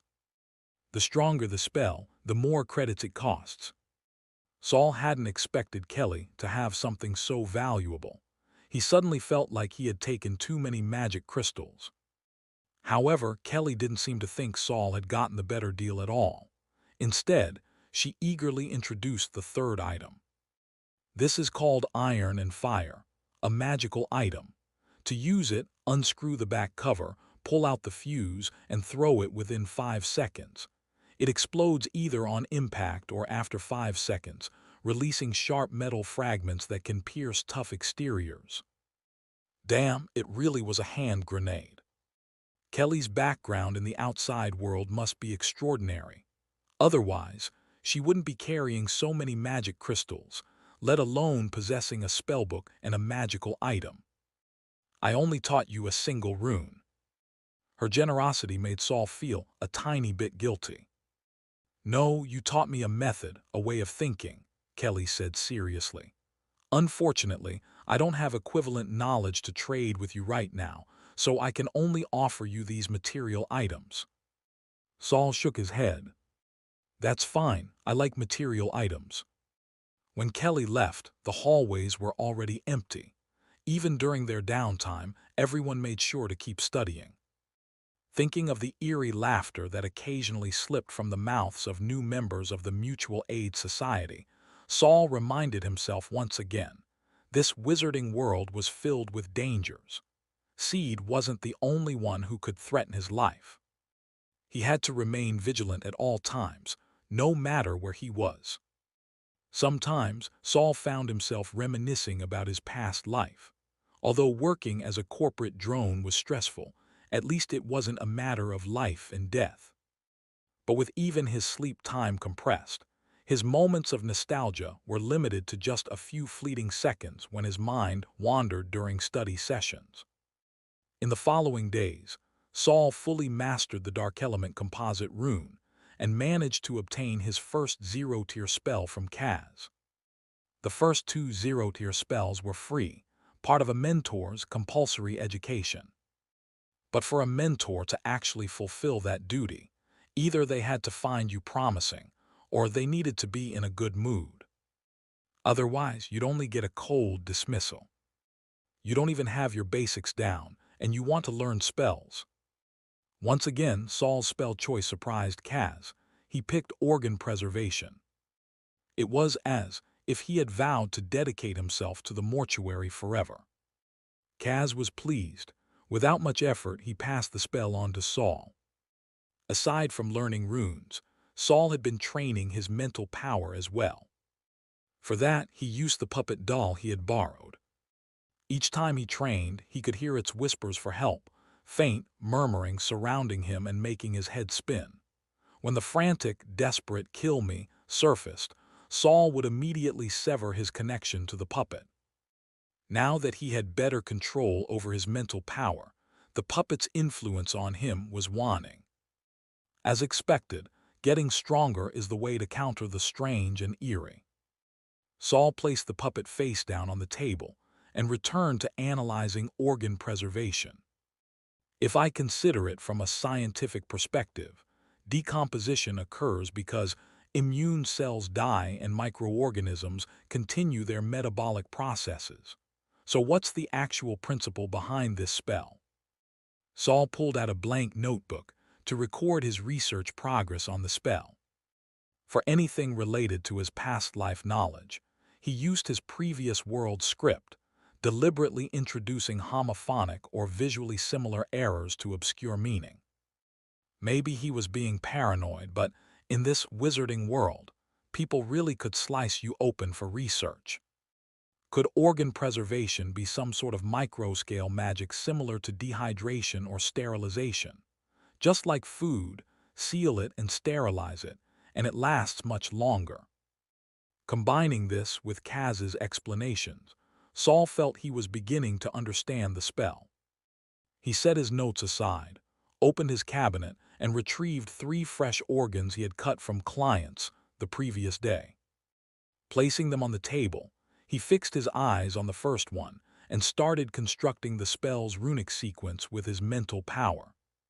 He raised his hands into the air and began performing the gestures Kaz had taught him. For beginners, spellcasting gestures were essential. They served as guides, reducing failure rates and minimizing the risk of backlashes.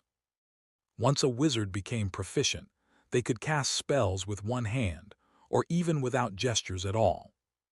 Before attempting the actual spell, Saul had rehearsed the movements hundreds of times until they became muscle memory. He also activated the fundamental runes within his mind over and over again.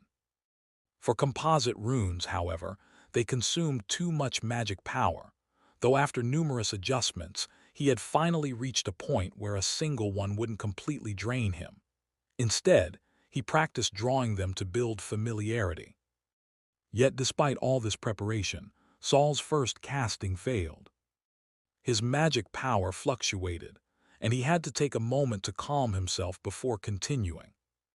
Linking multiple runes at once is tricky. I got distracted and the construct collapsed. I still need more practice.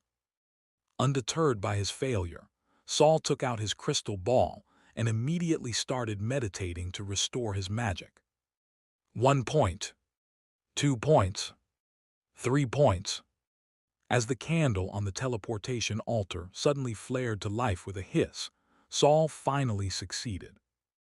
0-tier spell, organ preservation, proficiency +1. Chapter 31, This Damn Physique. A full month had passed since enrollment. For an entire month, the new apprentices had not seen the sunlight of the outside world. Even Duke, the darkest-skinned among them, was beginning to turn pale. Not to mention Saul. Spending his days buried in study and working with corpses, his face had grown deathly pale, resembling that of a cadaver. Dark circles hung under his eyes. He could easily play a ghost at night without makeup. He had skipped public lessons for 3 consecutive days. If the morgue allowed overnight stays, he would have holed up inside without ever coming out. But today, his research had hit a dead end, so he emerged to seek new ideas. Grimm's understanding of sorceress body modification recorded 4 or 5 modification concepts, but it did not detail the exact materials or procedures involved. That was to be expected. Such knowledge wouldn't be freely available. It was either a trump card for certain individuals or an inheritance of some faction. The book also mentioned that even well-developed body modification techniques carry a high risk of death. Attempting to create a completely new modification method would require the sacrifice of hundreds, if not thousands, of lives before yielding results. Among the second-rank apprentices Saul knew, the one he had the best relationship with was Senior Mark. When Saul arrived at the laboratory, he found only Mark and Angela inside. Duke was nowhere to be seen. Angela gave Saul an awkward smile. Saul nodded in return, only for Angela to flinch, nearly dropping the book in her hands. The two barely knew each other beyond a passing nod. Ignoring her reaction, Saul walked to the back of the lab where Mark was. Mark appeared to be conducting an experiment, or perhaps just cooking, idly tossing ingredients into a cauldron and stirring them with a wooden spatula. From 3 meters away, Saul observed for a moment and could only marvel at how fitting it was for someone specializing in dark elemental magic. The materials going into the cauldron looked downright ghastly. After adding what seemed to be either a clump of hair or seaweed, Mark covered the cauldron with a transparent glass lid and lowered the flame beneath it. Turning his head, he greeted Saul with a smile. "Haven't seen you in days. Looks like you've made quite a bit of progress." "Senior Mark," Saul acknowledged before getting straight to the point, "I have some questions I'd like to ask." "Oh," Mark casually removed his gloves and tossed them into the trash at his feet. "Do you have magic credits?" "Yes." "Which topic?" "Wizard body." Saul barely said 2 words before stopping. Mark's movements paused. Then turning to Angela, he said, "Angela, you can head back for today." Angela said nothing. She grabbed her book and ran out, shutting the lab door tightly behind her. "Are you really planning to undergo body modification? That's usually something for second-rank apprentices." "I took a test.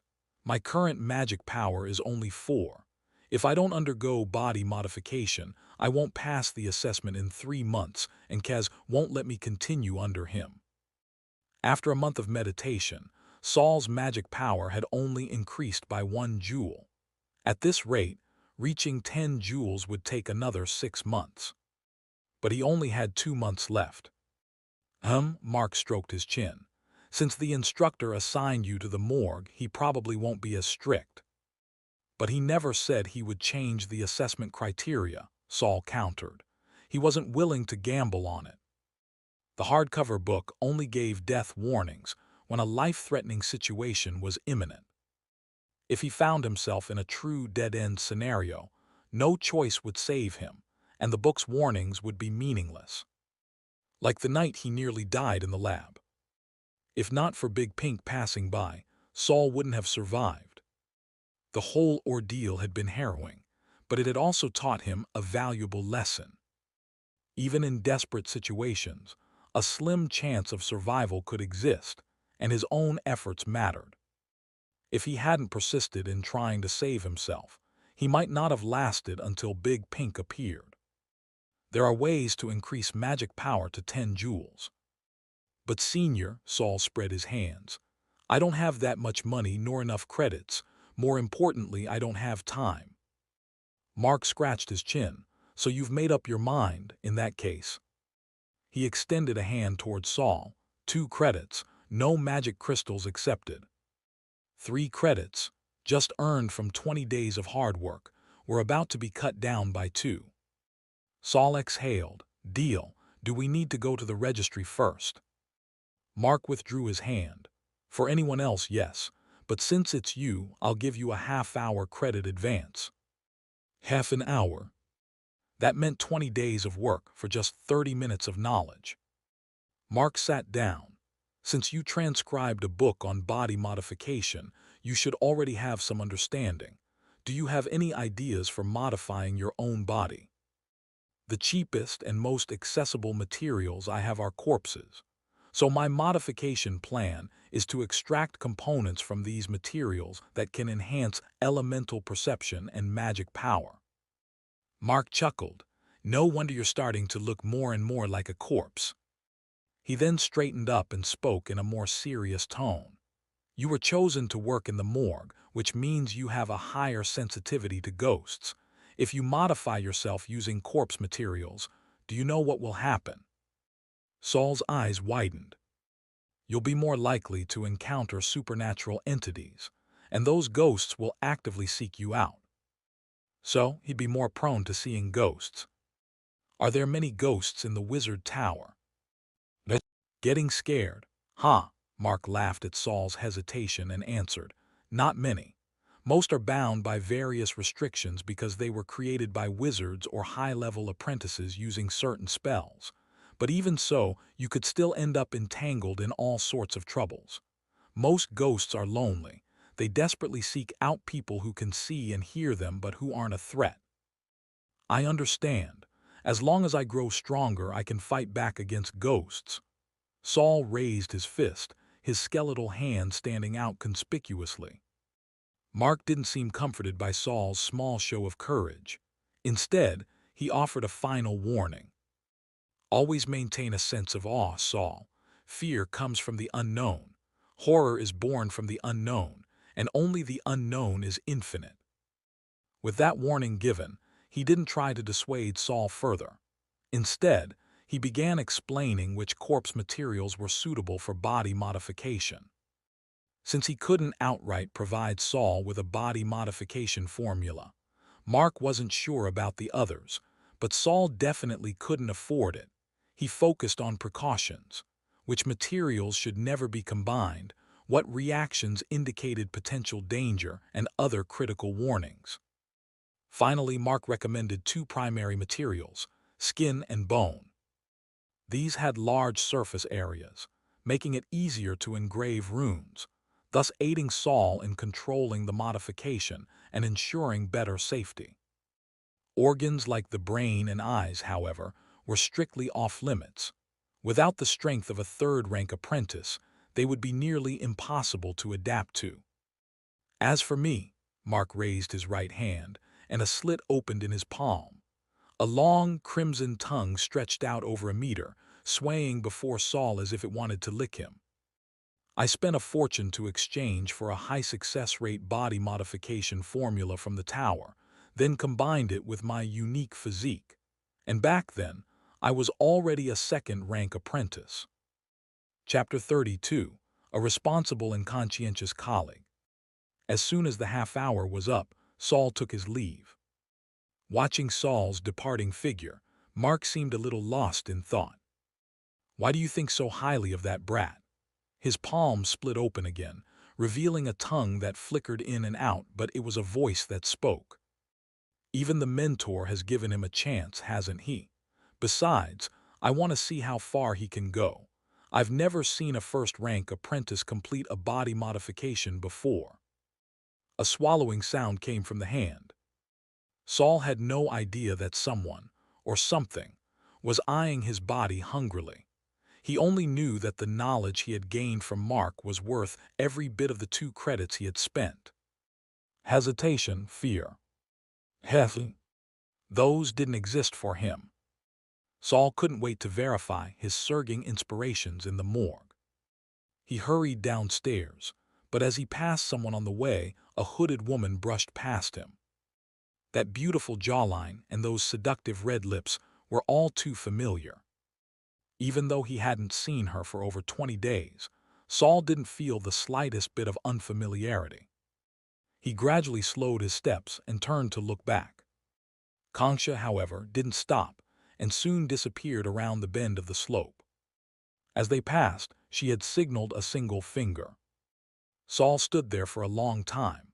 When he finally resumed his pace, his mood had already changed. He wasn't surprised that Concha had hinted for him to meet her. Ever since he refused her request, he had expected her to approach him again. After all, she had gone to great lengths to place him under Kaz's tutelage. She wouldn't give up so easily. He had managed to hold out for nearly a month without seeking her out first. Today, it was Kangsha who had run out of patience. Saul slowly made his way downstairs. He passed by people he knew but didn't stop to greet them. Upon entering the third morgue on the second floor of the East Tower, he carefully shut the door. Who? Finally, he could relax a little. Last time I acted too firmly. This time I should soften my stance a bit. Saul pondered how he should handle his meeting with Kangsha later that night. She probably sees me as an arrogant, greedy fool. Tonight, she will either threaten my life or sweeten the deal to lure me in. Hopefully, it's the latter. Regardless of what Kangsha had planned for him, Saul was prepared to accept her terms tonight. If Seed hadn't died outside, he should be returning soon, and Saul needed a powerful backer to deter him. The reason he had outright rejected Kangsha last time was more of a tactical retreat. He didn't want her to continue seeing him as a disposable pawn. Saul tidied up the books on the long table. He had originally planned to start preparing for his body modification today, but Kangsha's sudden appearance had thrown him off. Though he intended to use her, deep down, he was still afraid of her. Experimenting in this state of mind was a sure path to failure. Might as well read instead. Flick. The transfer platform's lamp ignited. A guest had arrived. Saul walked over and pulled the lever with practiced ease. The conveyor belt whirred, and a new guest passed through the black curtains, appearing before Saul. This one is so clean. Clean, that was Saul's first impression of the corpse. The man's expression was peaceful, his eyes gently closed, and his hands naturally rested at his sides. The black leather covering draped over him like a blanket, stopping just at his chest. Saul pulled back the covering and was surprised to find no visible wounds. How did he die? He carefully turned the body over, finding no injuries even on the back. That was even stranger. Had the apprentices handling the earlier phases skipped their checks? Had they deemed this corpse worthless? Saul flipped the body back and entered a semi-immersive meditative state to examine it further. Yet even in meditation he found nothing, no familiar glow, no clear traces of death. The entire body seemed shrouded in a faint, holy light. No discoveries at all. Why was a body like this sent to the morgue? Saul straightened up confused and turned his head. He jumped back in shock.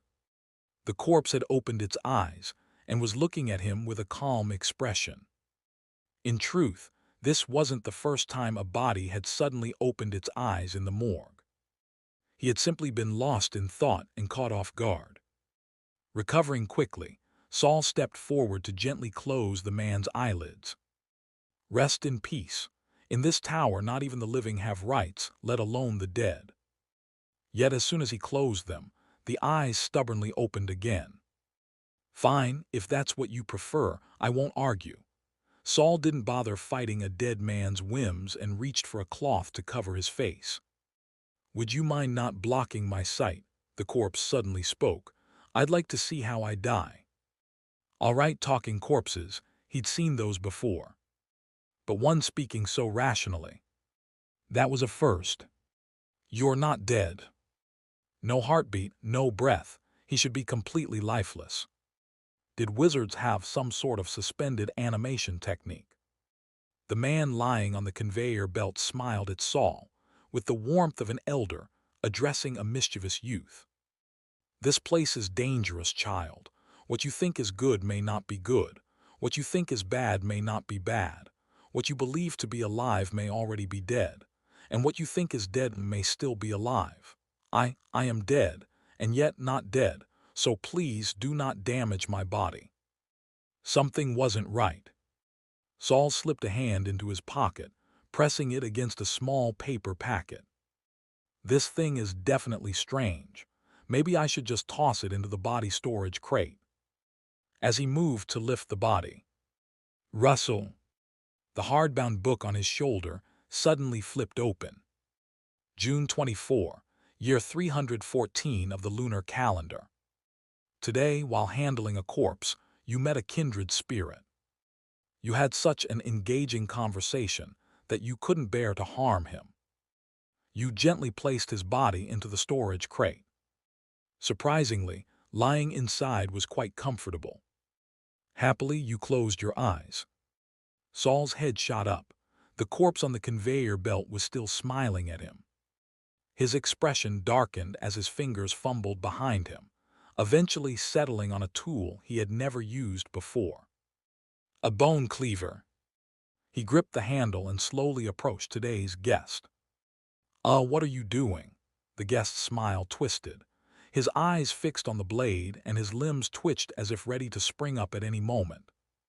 Saul swiftly pulled out the paper packet, crushed it, and sprinkled its contents over the body. White crystal dust scattered and quickly dissolved into fine powder. The body immediately stopped twitching, as if suppressed by some invisible force. The guest's tone softened. "Please don't hurt me. I may look frightening, but I'm not what you think. I'm actually still alive. I can come back to life. Don't." Duang. The hardbound book obediently settled back onto his shoulder. Saul exhaled, raising the cleaver once more. Processing complete, Saul stood up panting. "Although I don't know where the bodies that passed through the morgue finally went. However, I never like to cause trouble to my guests. They should be satisfied with you becoming like this." Chapter 33. Did the hardcover book level up? Saul once again observed the lump of flesh on the teleportation platform with a semi-immersed perspective. This time, it was no longer covered by that hazy, holy light. Suddenly, Saul sensed something. He abruptly turned his head toward the teleportation entrance. Behind the black tassels, a pair of eyes were staring at him in horror. Saul, still holding the bone cleaver smeared with flesh and dripping with blood, walked toward the teleportation entrance. He lifted the black leather tassels and saw a person inside, crawling backward in retreat. The room's lighting slanted into the teleportation entrance, casting a stark line between light and shadow on the person's face. Saul narrowed his eyes, recognizing the person's identity.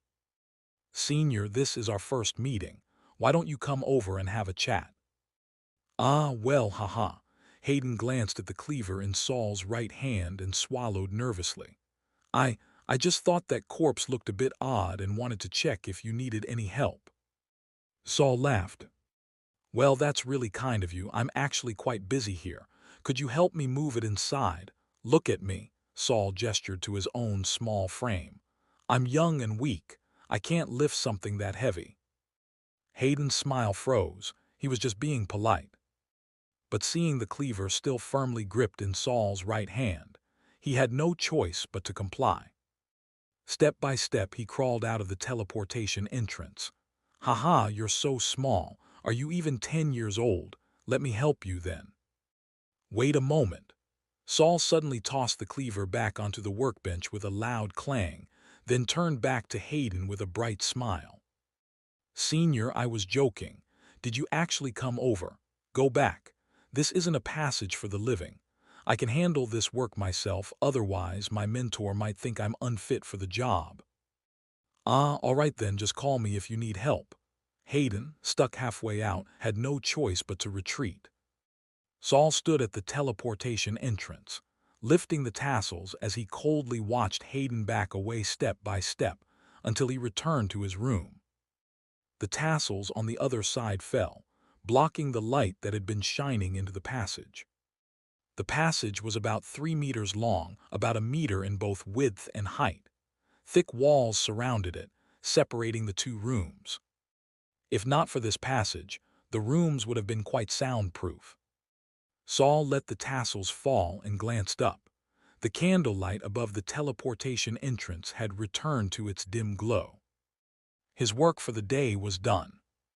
But there were still some finishing touches to take care of. He pushed a large chest from under the workbench to the conveyor belt and then picked up the bone cleaver again, scraping off the chunks of flesh bit by bit.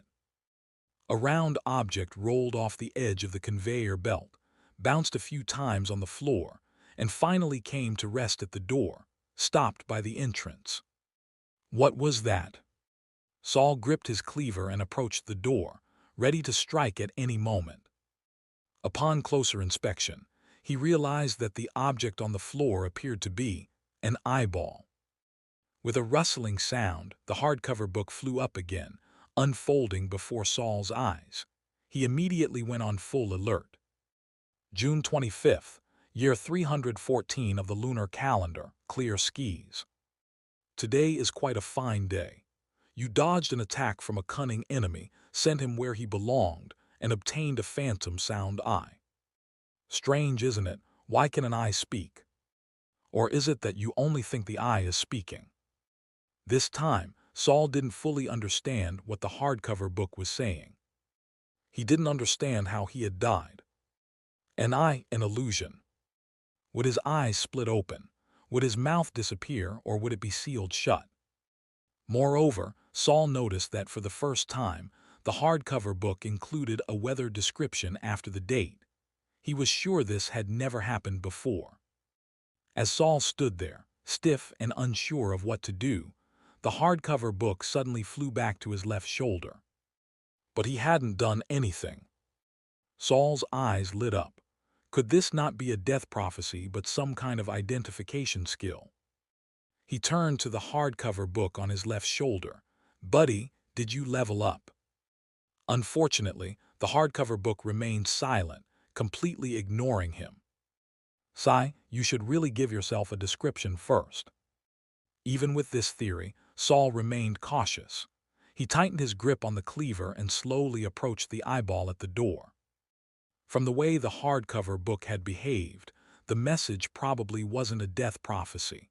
But that was only Saul's assumption, and he couldn't let his guard down.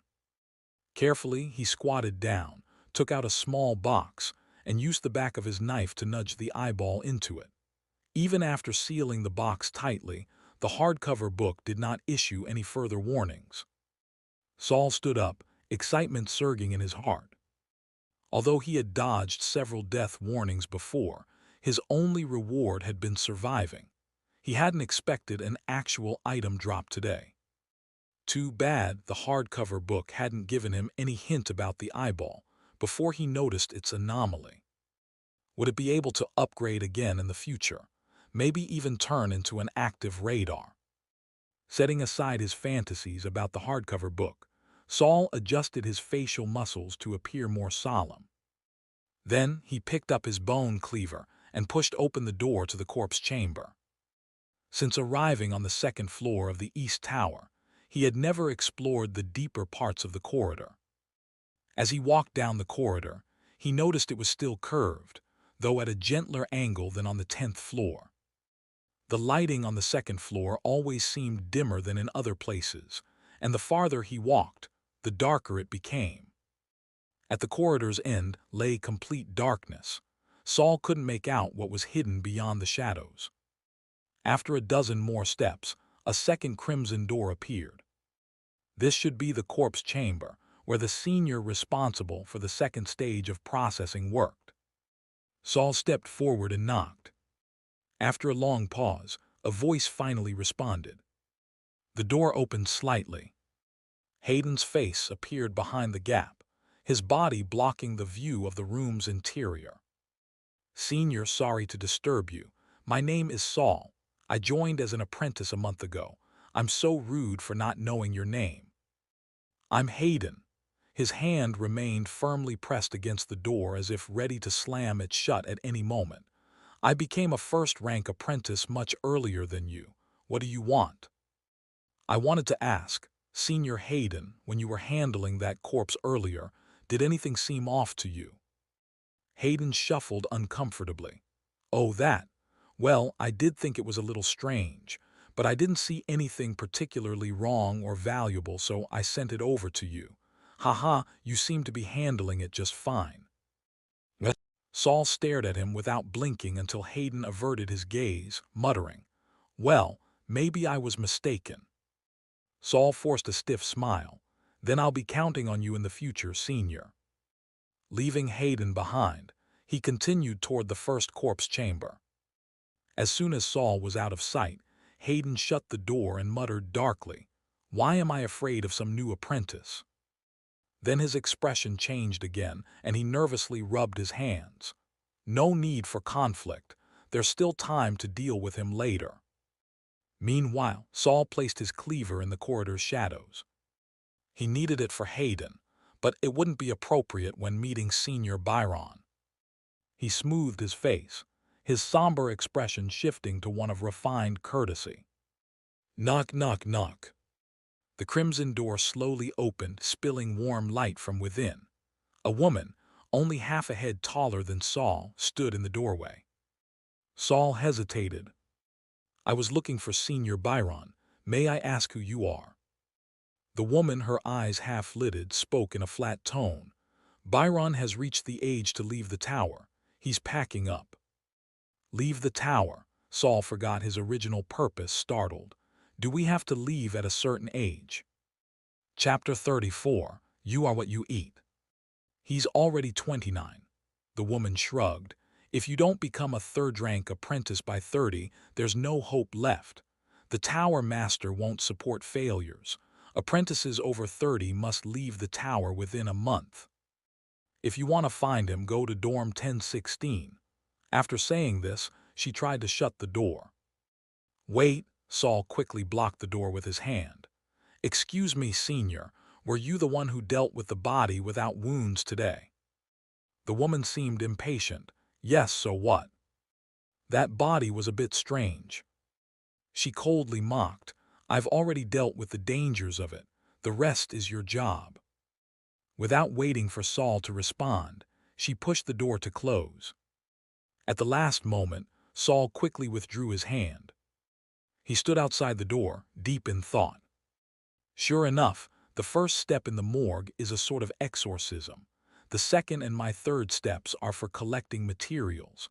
My work is more about handling the aftermath and making sure no details are overlooked. As for the woman's cold attitude, Saul didn't take it to heart.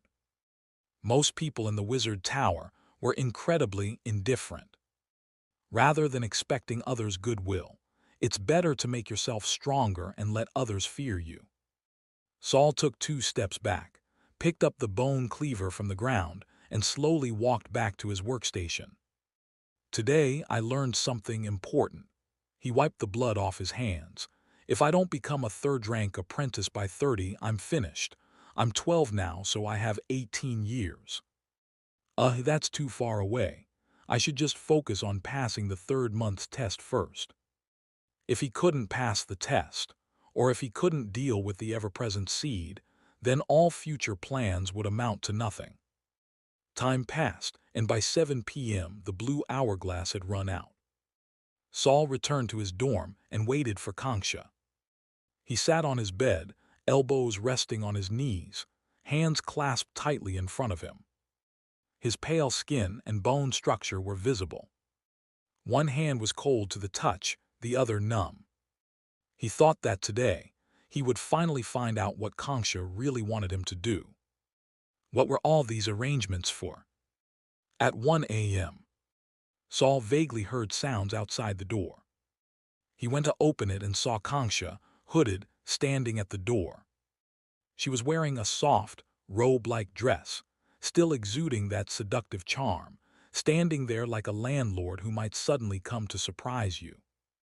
Kanksha, who had already been here once, walked straight to Saul's desk and sat down, while Saul closed the door but didn't move from the spot. What are you standing so far for? I won't eat you, Kanksha chuckled. The eat she meant was definitely literal. Seeing that Saul didn't move, Kanksha didn't rush him either. She crossed one leg and casually leaned back. How much mana do you have? 4 jewels. Saul lowered his head, putting on an expression of shame. Heh, Kanksha wasn't surprised. In fact, she seemed pleased with the answer. So, you still insist on not taking the medicine I gave you. You only have 2 months left. Do you think you can raise your magic by 6 jewels in 2 months? Saul gritted his teeth, his hands trembling. After a long pause, he finally managed to speak through clenched teeth. Please, Senior, save me. After saying these words, he let all his strength drain as if he had lost hope. Concha's lips curled up as if she was about to mock Saul, but then she seemed to think of something. Her expression softened a little. If you listen to me and behave well, I'll make sure you don't die in the test 2 months from now. And if you can do what I ask, I might give you other potions. They'll help you push your potential without completely exhausting it. There's even a chance you might become a third-rank apprentice.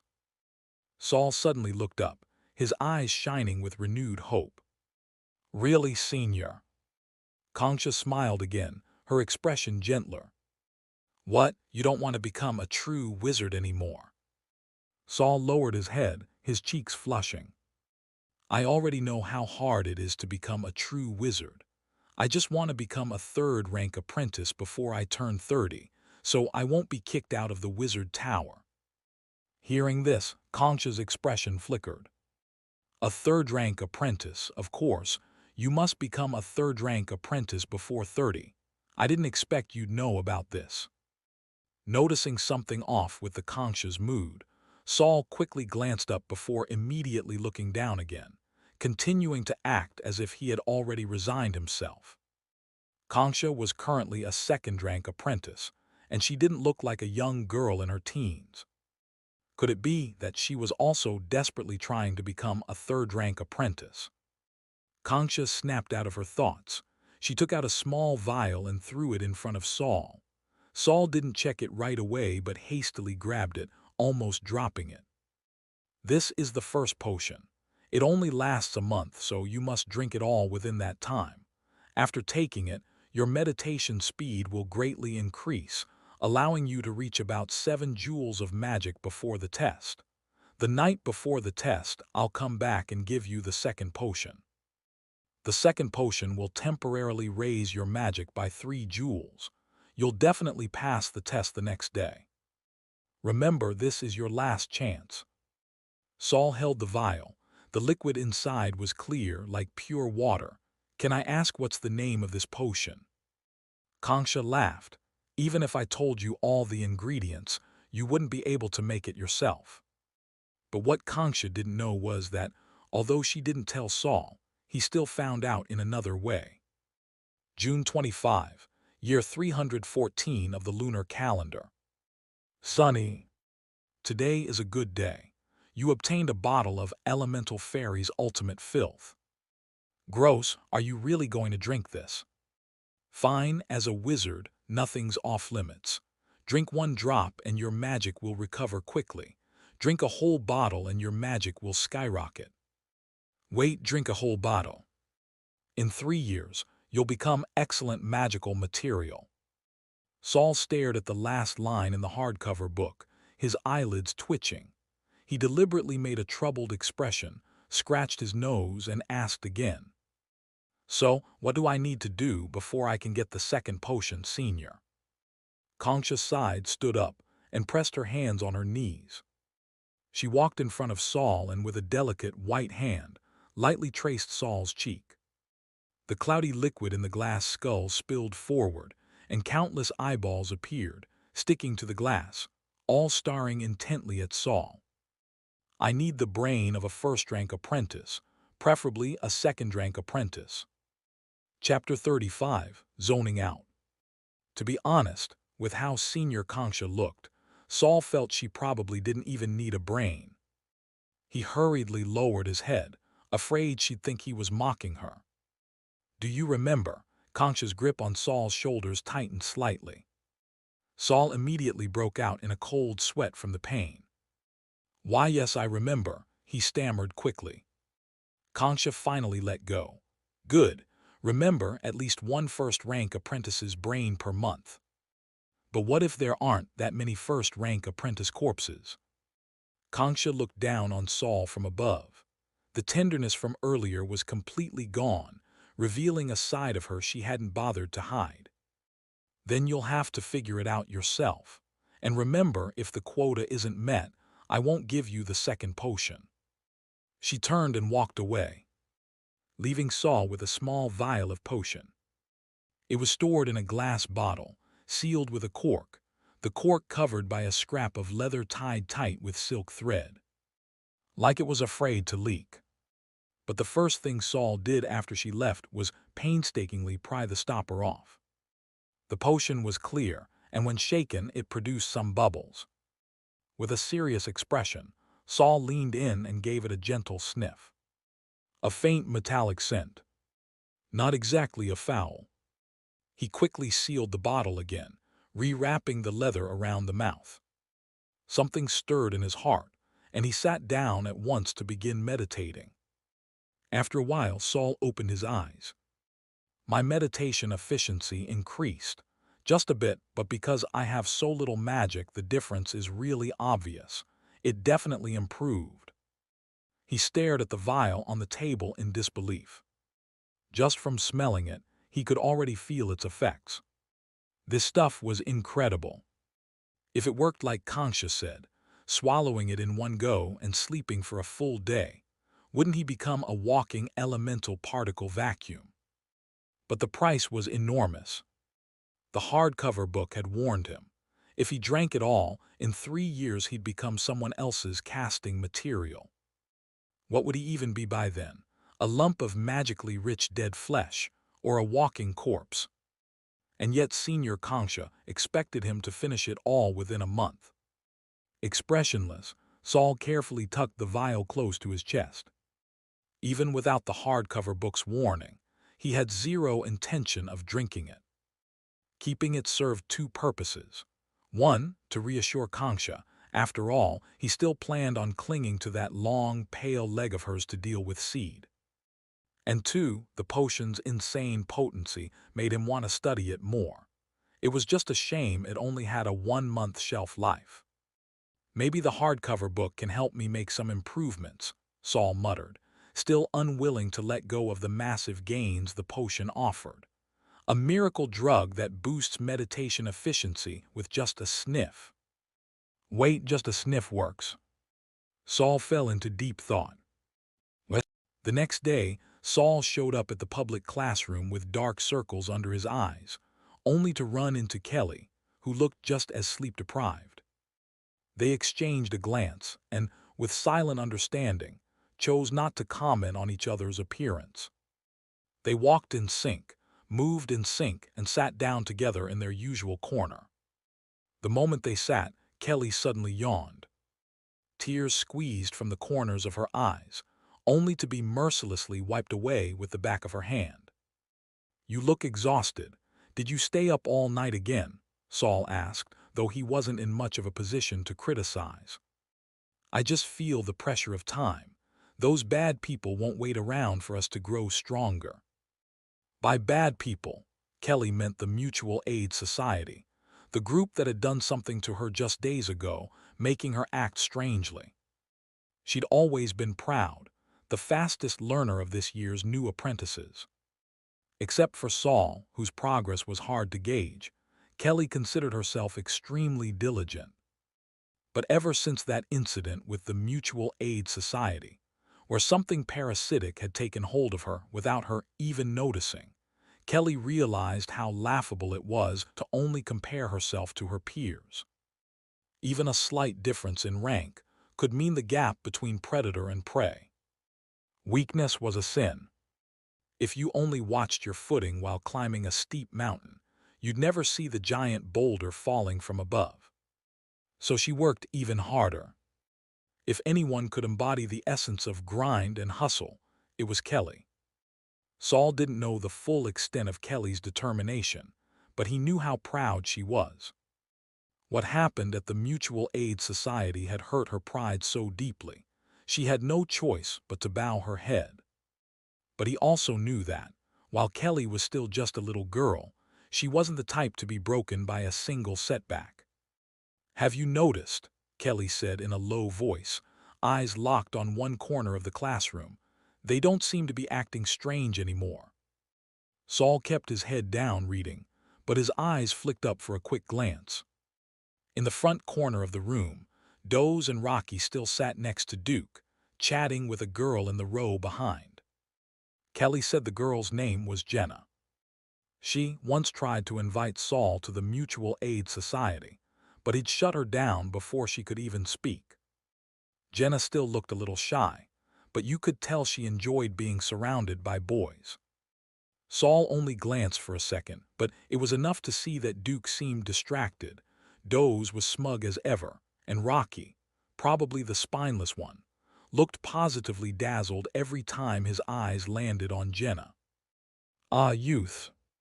But then he remembered they were all part of the Mutual Aid Society and corrected himself. Brief youth. I've been watching them these past few days, Kelly continued quietly. Aside from that first day back, they haven't shown any of the same strange behavior, but I looked into it a bit. That Mutual Aid Society, it's been around for years. Years, then they're upperclassmen. Could a lot of them be members too? The thought that many people around them might be secretly hosting parasites, ready to turn into mindless puppets at any moment, sent a chill through Saul and Kelly alike. It was like walking down a hallway where every passerby grinned at you unconsciously. Not everyone could be part of it, Saul said, trying to reassure her. Didn't Senior Byron have ways of dealing with them? Kelly bit her lip. She still sometimes woke from nightmares and would reach up to feel the scar on her head. But even Senior Byron doesn't want to get involved with them. A few days ago, Jenna asked me again to come to one of their gatherings. I didn't go. Saul hadn't been invited again himself, but he agreed. It was a pain. Groups like that weren't easy to shake off. Sometimes it wasn't as simple as just refusing, especially when the people behind it had darker intentions. Be careful, he warned. Don't give them a reason to target you. It's fine. I told Jenna that Mentor Gudu asked me to help out in his lab. Kelly flicked her hair. They wouldn't dare mess with a mentor. Then she added, you should try to find Senior Byron more often. If the people behind the Mutual Aid Society see you getting close to him, they might not dare mess with you either. But Saul shook his head. Senior Byron's nearly 30. He's about to leave the tower. He told Kelly what he'd learned, that if a second-rank apprentice didn't advance to third rank by age 30, they'd be expelled from the tower. Kelly was shocked, barely keeping her voice down. So that's why all those second ranks who joined the noble factions are so old. They were kicked out by the tower. I wonder when we'll get to leave this place. Since arriving in this world, Saul had never left the tower. His range of movement was extremely limited. He'd practically forgotten what the sun looked like. If not for his days being jam-packed with studies and work, he probably would have gone mad by now. Chapter 36. Sooner or later, Golden Finger will be forced to death. When she heard Saul's question, Kelly rested her chin in both hands and muttered, there's not much point in going outside. Everywhere's at war. It's either nations fighting nations or races clashing with each other. The Gorsa Wizard Tower might be dangerous and creepy, but at least it keeps the surrounding area in check. It's a place where we can focus on studying. Saul was still curious about the wider world. After all, he was a passive shut-in at the moment. Is it really still that chaotic out there? Of course, Kelly said. In the mortal world, power shifts based on the rise and fall of wizard factions. Before I came here, I heard about one wizard group wiping out another, and the country they controlled was immediately carved up by the surrounding nations and tribes. The wizard world. He wondered if the world outside was as strange and terrifying as the wizard tower itself. Kelly, do you know how people outside view the Gorsa Wizard Tower? Saul was trying to gauge its standing. The tower master here is a second-rank true wizard. Usually, second-rank wizards can influence a few surrounding territories and cities. In the eyes of commoners, this place is a den of man-eating demons. But to nobles with power and influence, it's a birthplace of mighty figures who can rule the world. They fear the tower, but they also rely on it. My father is the Duke of the Highland Territory.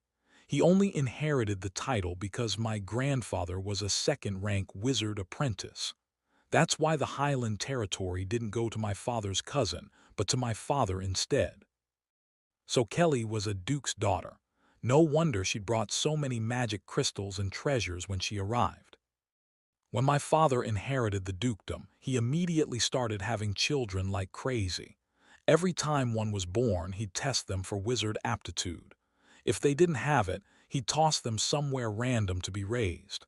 But if they did, like me, he'd raise them carefully until they turned 12, then send them to a wizard tower, benefiting from the last generation's protection and hopping, to continue reaping rewards from the next, But raising kids purely as tools, wasn't he afraid it would come back to bite him one day? Are there others in your family with wizard aptitude? Saul asked. Kelly nodded as if it was the most natural thing in the world. Wizard bloodlines are more likely to produce children with aptitude. I've got 2 older brothers. They were sent to different wizard factions, but their talent wasn't as good as mine. That's why I got sent far away to this place. Gorsa has a big name, and it's harder to get in than most. When she talked about her superior talent, Kelly didn't look particularly proud. Instead, she puffed out her cheeks and clenched her fists. Anyway, I have to become a third-rank apprentice before I turn 30. I'm not going back just to be a crutch for a bunch of useless nobles. Third-rank apprentice, Saul thought of the terrifyingly powerful Concha. Was the reason she wanted him to steal the brains of first and second-rank apprentices to help her break through to third rank. Even the impressive Byron couldn't become a third-rank apprentice before 30. I've never seen a third-rank apprentice here in the tower, Saul muttered. Me neither, Kelly said. I've never really seen one up close. I've heard they're always traveling or doing research. The two of them sighed at how third-rank apprentices seemed even more mysterious than true wizards. Eventually, their conversation faded, and they returned to immersing themselves in their studies. But Saul's thoughts kept drifting. Sometimes, he thought, with my rotten luck, I shouldn't even be thinking about becoming a third rank before 30. More like, will I even survive to 30? Sometimes, he thought, come on, I'm a transmigrator. I can't embarrass my predecessors. I'll power through with this hardcover book if I have to. Other times, he was mentally reviewing the procedures for the afternoon experiment, reminding himself over and over which parts would require extra caution. And so, the morning's general studies class passed in a blur of distraction. After leaving the noisy classroom, Saul followed a spiral path downward. Fewer and fewer people were walking with him. Kelly said goodbye to him on the 6th floor. He continued downward. Even the candlelight seemed to dim as he descended. A faint stench of rot reached his nose. Saul pushed open the first crimson door and locked himself inside. Woo! He exhaled deeply. At some point, entering the corpse chamber on the 2nd floor of the East Tower had become a source of comfort. Not because it was safe here, but because this was the foundation of his strength and survival. I'm not a genius, he told himself. If I study by the book like Kelly, I'll never pass the test in 2 months. He looked at his cabinet, which was filled with experimental tools. Saul knew that once he began body modification, there would be no turning back. Who knew what he'd become after the transformation? Would he end up like the horrifying Concha, the grotesque Guido, or Monica, who looked like she was in constant pain? But if he didn't move forward, he'd be dragged into the abyss by stronger enemies sooner or later. Saul looked down at his thin, frail body and murmured, "Sorry, but I'm going to do some bad things to you. I hope your soul has already found a place to reincarnate." He walked over to the cabinet and pulled out the materials he had been secretly preparing over the past month. He lit the cauldron and poured in the base liquid. All the test tubes and beakers had been carefully cleaned. Everything he might need was laid out within easy reach. Saul began his path of self-destruction. Originally, he had planned to follow Senior Mark's example and modify his hands. After gaining the phantom sound eye, he even considered shoving that eyeball into his own socket. But after some thought, he gave up on the idea. Eyes were fragile and sensitive, and if something went wrong and he lost his sight, it would be disastrous for his future. Since it was his first experiment, he decided to start with something safer, an organ that wouldn't be too critical if it went wrong. Last night, the potion he got from Concha gave him a new idea. If just smelling the potion enhanced his meditation, then it meant the nasal cavity could absorb potion effects, too. Expanding from that, the skin also had pores. In his previous life, there were plasters that could heal, and there were cases of poisoning through the skin. Both were worth trying. In the end, Saul chose the riskier option, the nasal cavity. Not because he liked danger. Okay, maybe he did enjoy a little danger. But mostly because he might not have enough time to try multiple approaches. He needed the one with the highest efficiency and success rate. Hopefully, I won't end up with a pig's nose. He took out his notebook, which contained a list of procedures and cautions from Grimm's understanding of sorceress body modification. After reviewing the steps one last time, he officially began preparing the materials. If the hardcover book had thoughts, it would probably be questioning its existence. It had never triggered so many death alerts before. Sometimes every 30 minutes, sometimes every 5 seconds, its host kept coming up with suicidal ideas. The boy always had some indescribable ingredient in hand, ready to throw into the already overloaded cauldron.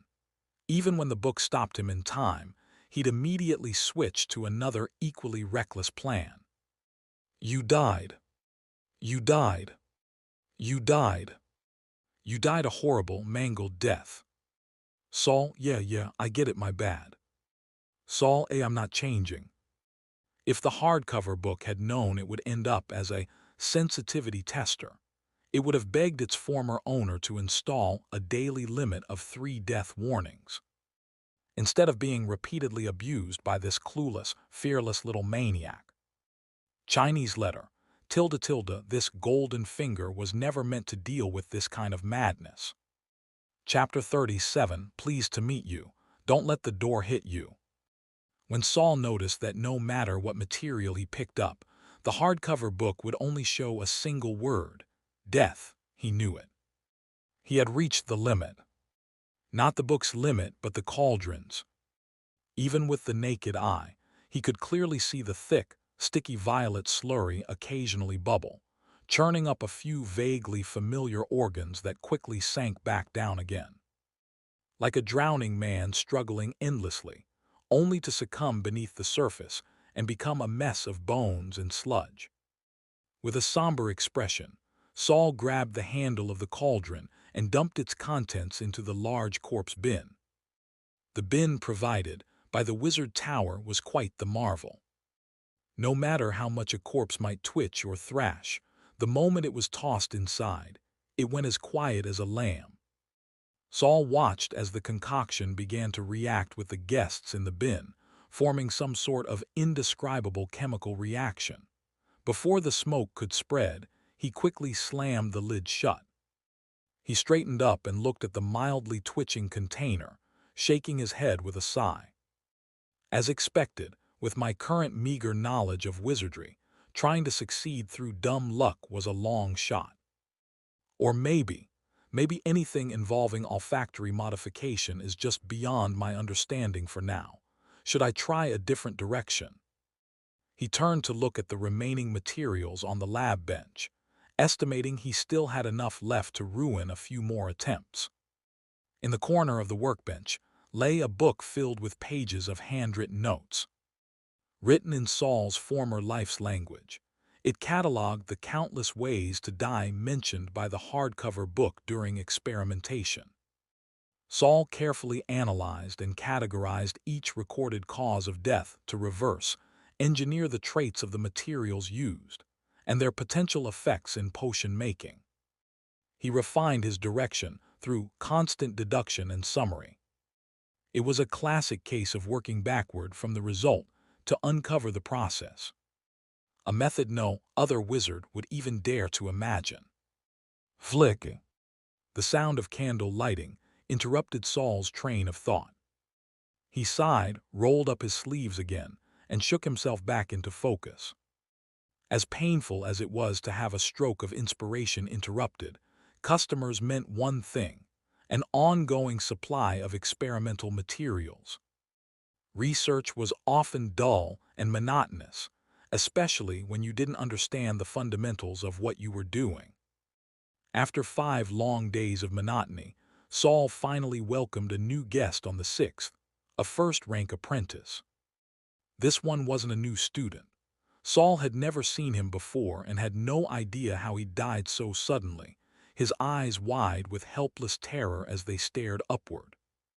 That upward gaze nearly pushed the whole iris beneath the upper lid. Like something above had caught all his attention. The body was incomplete.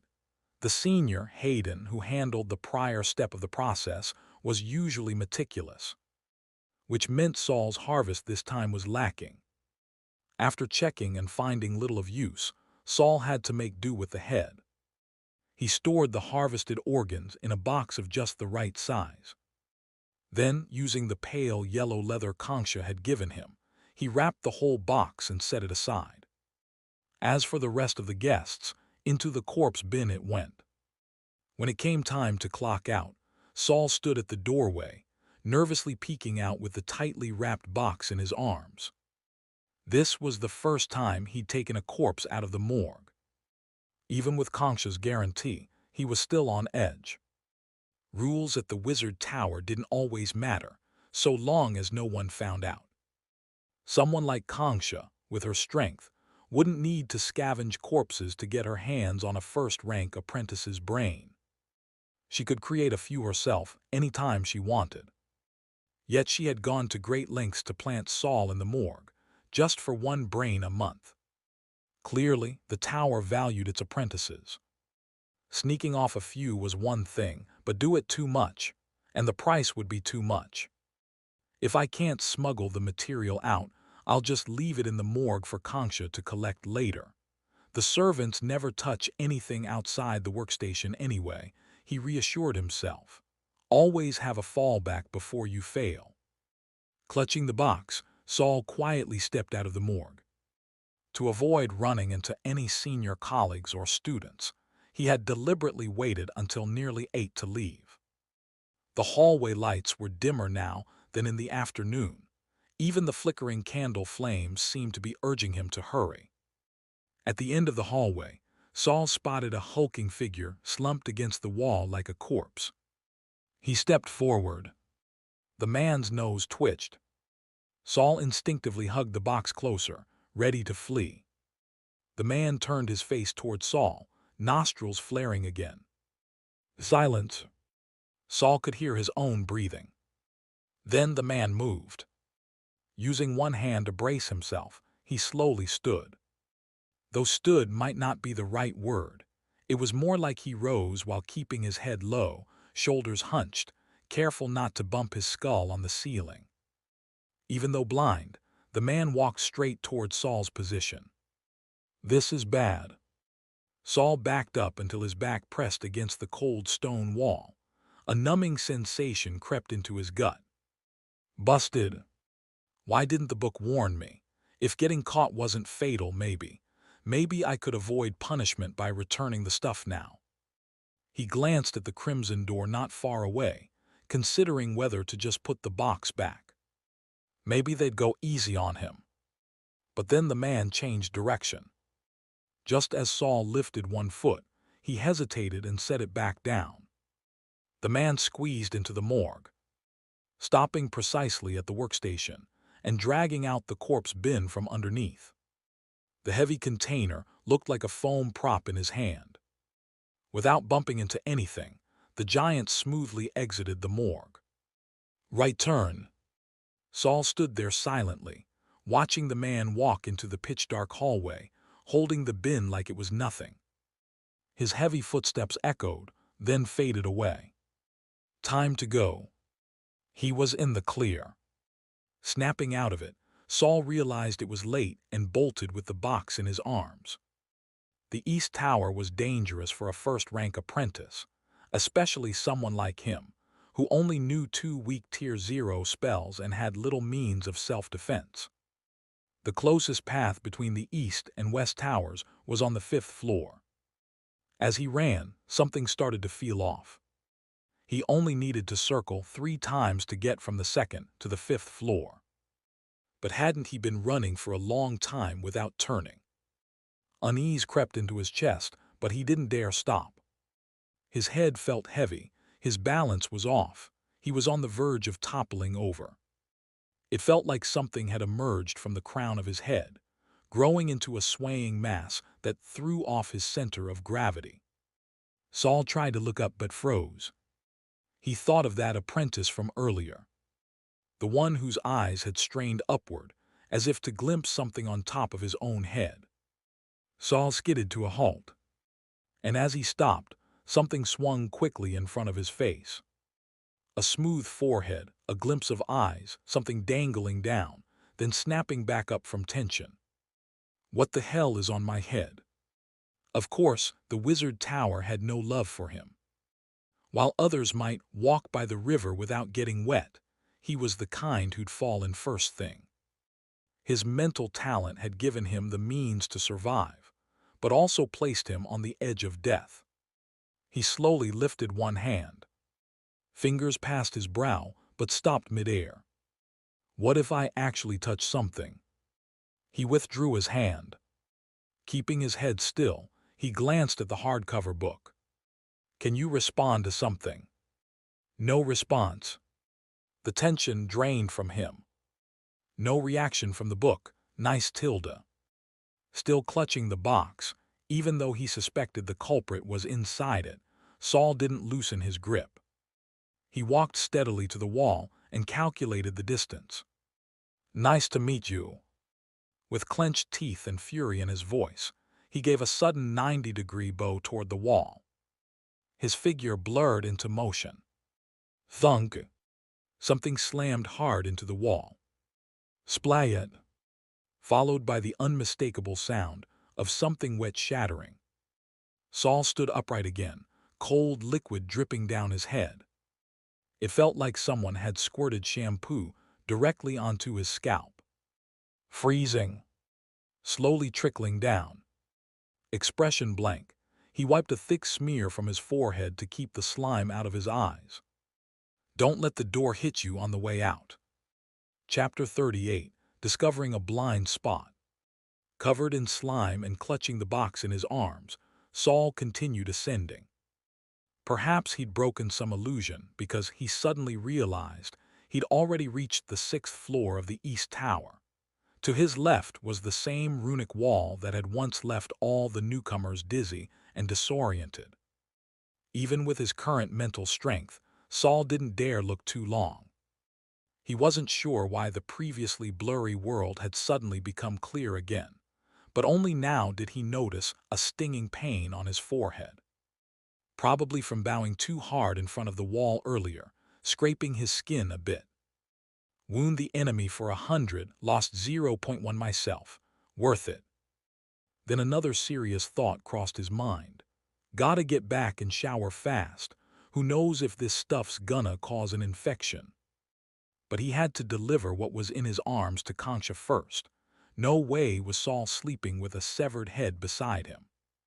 He passed back through the corridor to the West Tower and kept walking up the sloping ramp. Floors 6 through 9 were the activity areas for first-rank apprentices. It was just past 8.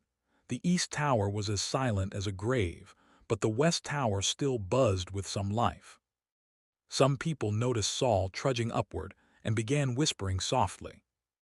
Others were eyeing the yellow leather bundle in his arms, curiosity flaring.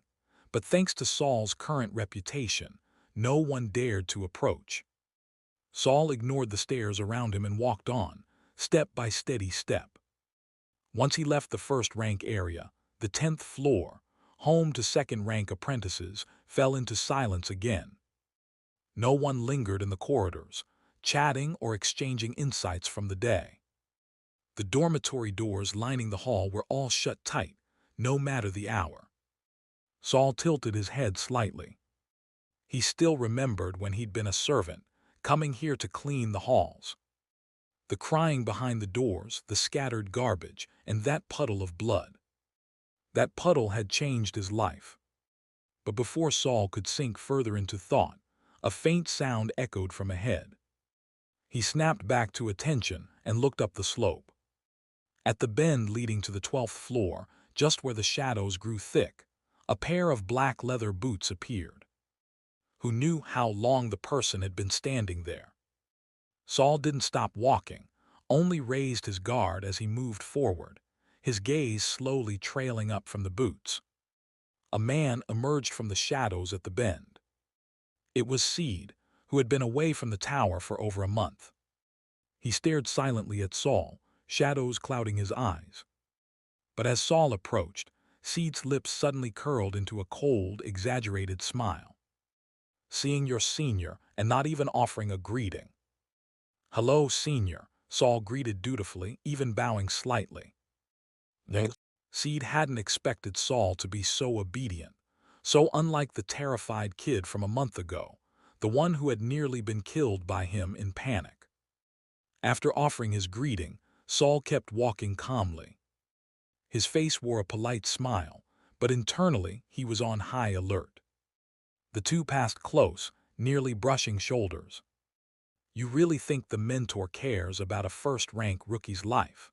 As soon as someone more useful comes along, you're just garbage to be thrown away. Saul turned to look at him. Standing chest level to Seed, he had to tilt his chin up high just to meet his eyes. He smiled sweetly. He had no idea how the slime on his head made that smile look, but he kept his tone respectful. "Thank you for the advice, senior. I'll work hard to keep increasing my value." Seed let out a sneer, clearly unimpressed by Saul's lack of self-awareness. If talent could be replaced by effort, the path wouldn't be littered with so many hopeless bones. Saul didn't argue back. He only stared quietly at Seed.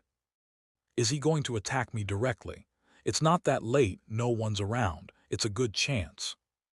But the hardcover book didn't react. Seed doesn't dare to strike. Saul grew more composed. The man didn't say another word. Hands in his coat pockets as he swaggered back down the path, almost in a good mood. Saul waited until Seed's figure vanished before turning and continuing his ascent. He doesn't dare, or rather he can't touch me, Saul thought as he walked. I should have figured it out earlier. He couldn't kill me in the library and even sent Brown after me later. Seed, been trying to get me killed this whole time. But he's never done it himself. Saul's eyes lit up. It can't be because of the mentor. Back when I was just a servant, he could have killed me without consequences, and yet he didn't. Could it be that Seed can't kill? Saul immediately dismissed that idea. Seed had killed that chubby kid who bribed his way through the test, right in front of all the new recruits. So maybe he can't kill me. The more Saul considered it, the more it made sense. His eyes flicked toward the hardback book. Seed's looking for the book, and that book is the hardcover book on my shoulder. Maybe he's not trying to silence me. Maybe he wants to kill me just to get this book. It was an absurd thought, wild, unfounded.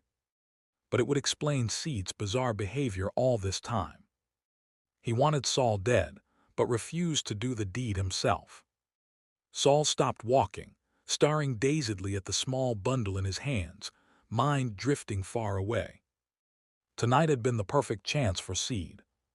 Saul was carrying a forbidden, dangerous severed head. His own hair was still slimy and disgusting. If Seed had struck then, he could have easily blamed Saul's death on some supernatural incident. But he hadn't done a thing, just tossed a few insults. Killing the owner of the hardcover book means you can't obtain it. That sentence popped into Saul's head. If I'm right, Seed knows a lot about the hardcover book. But if that's true, why'd he throw it on my head? Saul frowned. The book was too mysterious, never introduced itself, and most of the time, Saul had to figure things out on his own. Doesn't matter. Whether Seed knows about the death-predicting power or not, we're already enemies. Right now, I'm too weak. I can only play it by ear and hang on to my patron for dear life. Saul resumed climbing. Seed will definitely act again. He had barely taken a few steps before stopping again. Something off. Seed's attitude today was strange. He'd been dark and brooding at first, but after their exchange, he'd walked away almost cheerful. He's already made his next move. Saul recalled Seed's words earlier. You really think the mentor cares about a first-rank rookie's life? As soon as someone more useful comes along, you're just garbage. Mentor rookie, someone more useful. Saul narrowed his eyes. Seed left the tower to recruit a new rookie, someone to replace me in the corpse room. If Kaz hadn't taken Saul under his wing, he would have never had this month of breathing room. But that protection likely came with a price, his work in the corpse room. Kaz probably didn't want his new worker dying too quickly. But if someone even better suited to the job appeared, Kaz might not insist on keeping Saul. And Saul didn't believe the mentor had any real affection for him. Especially now, Kaz rarely came by the corpse room anymore, ever since Saul's dissection skills improved. Counting on Kaz's sentiment to protect him again, not realistic. Saul glanced down at the package in his hands and picked up the pace. He needed to find the person he just begged for protection. I did the job. No way you're just gonna let me die, right? You still need a brain, don't you? Concha was not pleased that Saul had come straight to knock on her door. She yanked him inside, the boy stumbling to the floor as the eyeballs in the glass dome all pressed against the surface, bloodshot, bulging, and ready to burst. What the hell are you doing coming straight up here like this? Chapter 39. A Strategy in Broad Daylight. Concha felt that Saul shouldn't be this stupid. Every time she went to find Saul, it was always in the dead of night when no one was around. But how could Saul dare to show up at her door around 8 o'clock, strutting in broad daylight with a human head in his arms? Even though Concha had already checked the hallway and confirmed it was empty, who knew how many people might have seen Saul on his way up?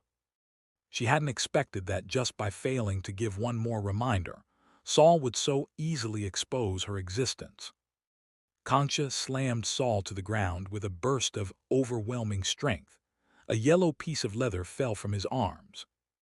The box rolled farther away, its lid falling off, and a terrified, lifeless head rolled out.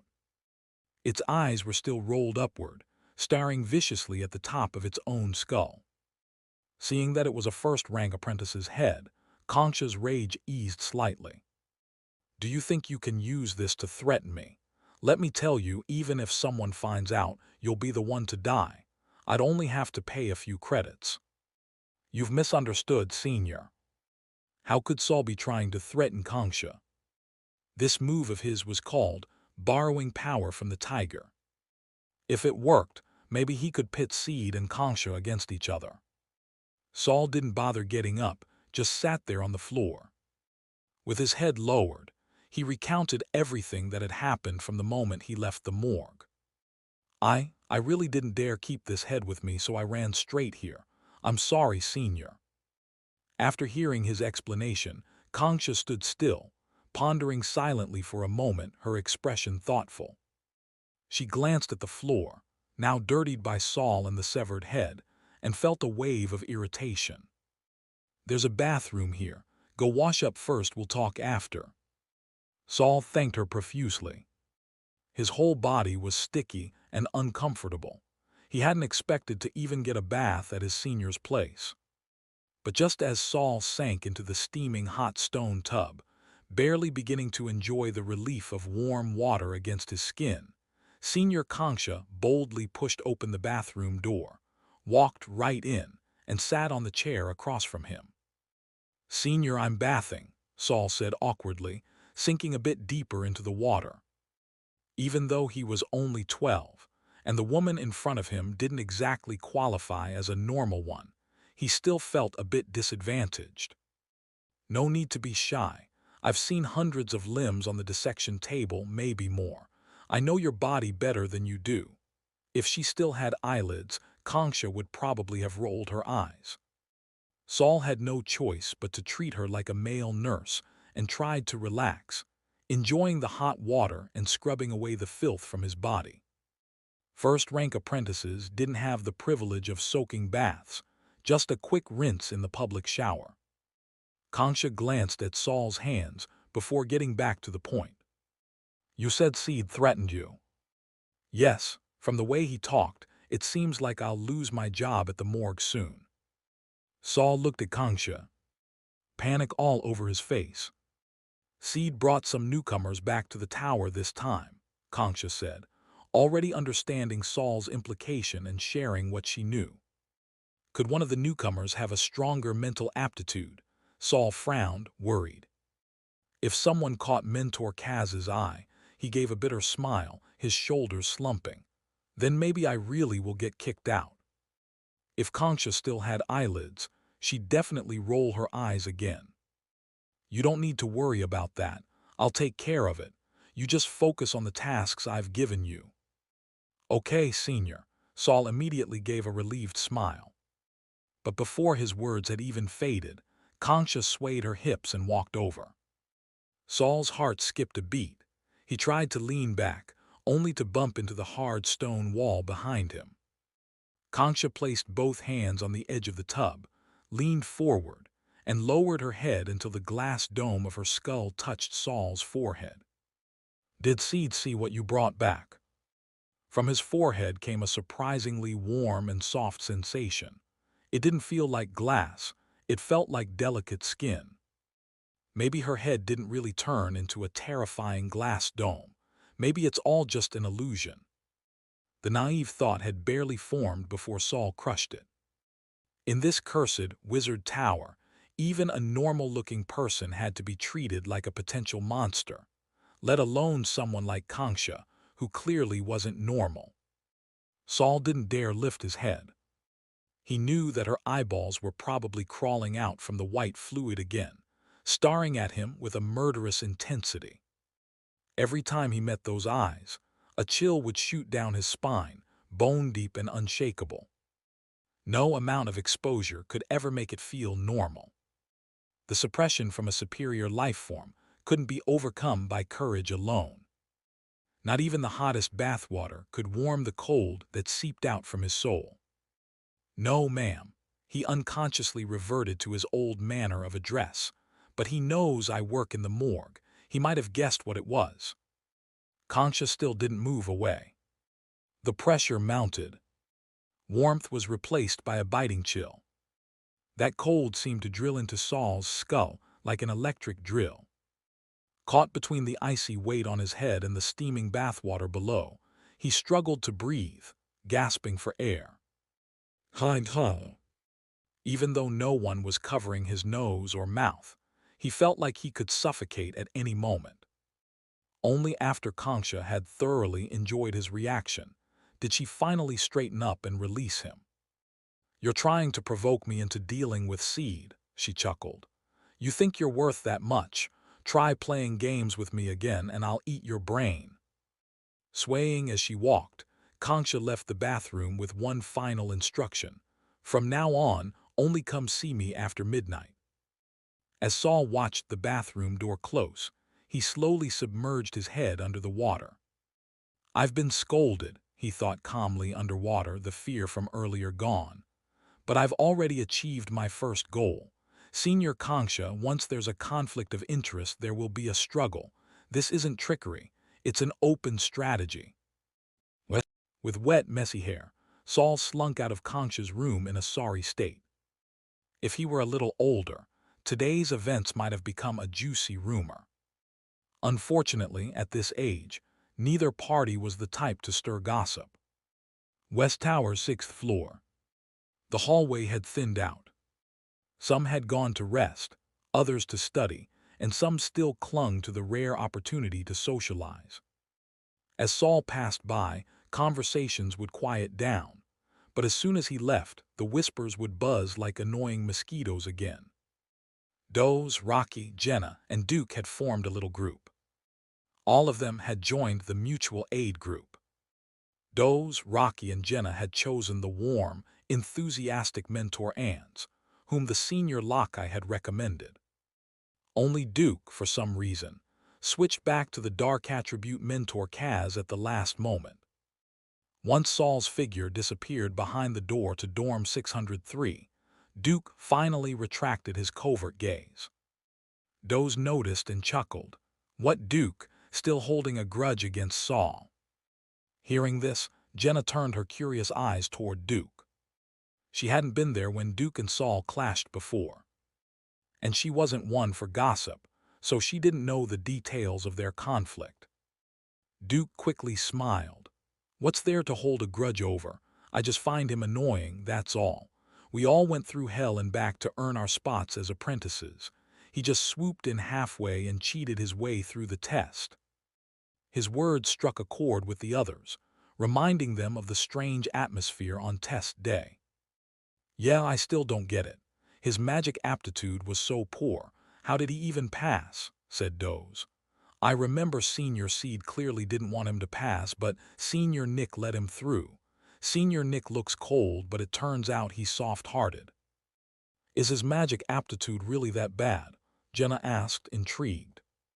Back then, she'd even invited Saul to join the mutual aid group. After all, each new member meant a magic crystal reward. But Saul had turned her down flat. Just thinking about it made Jenna pout. It's definitely bad. Even our mentor didn't want him. Duke replied casually, but deep down, he remembered that after mentor Kaz had taken Saul away, the boy never showed up in the lab again. Could it be that Saul had been chosen by Kaz for that job? Recalling that terrifying, bloody work environment, Duke felt a mix of disgust and envy he couldn't shake. Chapter 40, Unequal Treatment. Duke instinctively didn't want anyone to know that Saul, with whom he had once clashed, was now being heavily reused by mentor Kaz. Then rest assured, there's no way he'll pass the first test. Didn't you see how magic-starved he looked during rune class? No matter how fast someone learns, if they can't cast any sorcery, what good does it do? Doze, still bitter from being rebuked by Saul, spoke with clear hostility. He even added maliciously, from what Teacher Gudu said, any apprentice who fails the test will be punished. Who knows, maybe Saul will get kicked back to being a servant. Right, Rocky? Yeah, Rocky replied gloomily. Jenna's voice held a tinge of pity. That's kind of sad, though. Yeah, Rocky quickly added. Watching his friend constantly sneak glances at Jenna, Doze rolled his eyes internally. Just as the group was gossiping excitedly, the door to room 603 opened. The chatter stopped instantly. Saul stepped out of the dorm, walked to the neighboring room 604 and knocked. He called out to Kelly, who was buried in her studies inside. Did the tower get any new apprentices? Yeah, why? Kelly, still holding a thick scroll of parchment, looked at Saul with surprise. I didn't think you'd care about that sort of thing. Is there someone among them with a strong dark affinity? Saul asked. Kelly expressionlessly spread her hands, the parchment thumping against the doorframe with a dull sound. And you think I would care about that sort of thing? Saul was once again left speechless by Kelly and couldn't help but laugh. I figured you'd be curious about a new genius. Our progress isn't even comparable anymore. We'll talk again when someone actually catches up, Kelly said, raising an eyebrow at Saul, one hand under her chin. You seem pretty curious, though. Want me to find out for you? No need. With a mysterious look, Saul folded his arms and walked off, leaving Kelly standing there, completely baffled. What the heck is he playing at? Just trying to torture my curiosity. Kelly pursed her lips in thought, but when she saw someone walking toward her from the corner of her eye, she quickly ducked back inside and slammed the door shut. Duke took the full brunt of that slammed door, the friendly smile on his face instantly turning sour. Behind him came a burst of mocking laughter, making him clench his fists, wishing he could just smash the door open. But by now, everyone knew Kelly had become Mentor Gujuo's favorite. She was often brought along for direct, personal instruction. It was a level of special treatment most apprentices could only dream of. Among the new apprentices, rumors swirled that she would be the first to advance to second rank, and might even reach third rank soon. Countless people were eager to get closer to her. Even the smallest scrap of resources from her could be enough to help someone survive the apprentice tests. Yet Kelly, for some unfathomable reason, only wanted to be around Saul. All her warmth and cheer were reserved solely for him. Unintentionally, this only deepened the resentment others felt toward Saul. But Saul himself, the target of all this resentment, couldn't care less. 3:30 a.m. Saul's eyes suddenly snapped open. The haze of sleep dissolved like a retreating tide, and clarity returned to his mind. A few days ago, his former servant George had delivered him a copy of the duty roster. Today it was Brown's turn, one of Seed's lackeys, to clean the corridors. Saul dressed quickly, took out the carefully preserved phantom sound eye, and left the dorm. Brown, taller than Saul by a full head, hunched as he pushed a cart along the West Tower's sloping hallway. He tugged at his collar now and then. The temperature inside the tower wasn't low, yet the chill seemed ever present. Ever since that damned Saul had become a damned apprentice, Brown was forced to return to the corridor cleaning duties. It was the highest-risk job among servants. Some went out in the middle of the night and never came back. Could be 10 days, could be months. People just disappeared. Lucky bastard that George, already kissing up to Saul. George had been reassigned by the steward and no longer participated in the midnight cleaning shifts. Now all the male servants understood. George had latched onto Saul's leg. They'd immediately changed their tune, elevating the once bullied George to a pedestal. George now slept at the far end of the dorm, taking Brown's original spot. Brown, having lost status, wasn't openly bullied, but all the special treatment he once had was gone. He had to do work he previously never touched. And that meant danger. Still, Brown wasn't completely unprepared. When it came to these treacherous night shifts, he had little confidence in his survival. Ever since Saul had become an apprentice, that second-rank apprentice had never sought him out again. But before then, the same apprentice had gifted him a life-saving tool. Brown tugged his collar again and reached under it to touch a small scented bead. It was a translucent bead, about the size of a thumb, strung on a black cord. Inside it was a tiny black insect, suspended like amber. Brown didn't know what it was, but the second-rank apprentice had assured him the bead could protect him from ordinary spectral threats. It had been an advance payment for tormenting Saul. Unfortunately, once Saul left the servant ranks, that apprentice had no more use for Brown, never acknowledged him again, let alone took him on as a personal servant. If only things had turned out differently, he could have had even the steward bowing to him. Bitterness aside, Brown still felt a bit of smug satisfaction. With this magic item, he hadn't lost out entirely. The elation brought by the bead didn't last long, though. The tower's eerie atmosphere soon weighed him down again. When the hell can I leave this godforsaken place? If I knew I'd be stuck as a servant forever, I would've. Should have just gone back to farming in the village. Regret was pointless. It only drained his will. Brown let out a long sigh and kept pushing the cart forward.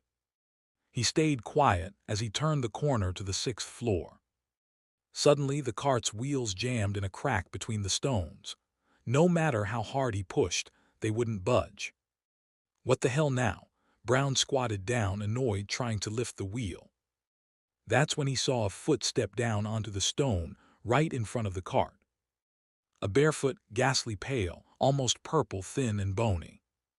Then another foot landed beside it, facing the opposite direction, heel toward him. The 2 feet were perfect mirror opposites. Hell no. Brown didn't care about the cart anymore. He yanked the scented bead from under his collar and raised it high above his head, eyes squeezed shut, praying it would ward off the horror before him. Nothing happened for a while. He cracked one eye open, and all the hair on his body stood on end. He was now surrounded by bare feet. Around him and the cart, feet everywhere. Each one was a mismatched pair, one forward, one backward. No 2 pairs were alike. Some belonged to adults, some to children, some to the elderly. H. Brown was trembling with every breath. The scene before him, utterly grotesque. But even more terrifying than the horror was the familiarity. He'd seen this before. When he was 10 years old, barbarians had invaded his village, gathering every living thing they could find. People and animals alike were split in 2, one forward, one backward, impaled on stakes and left hanging in midair.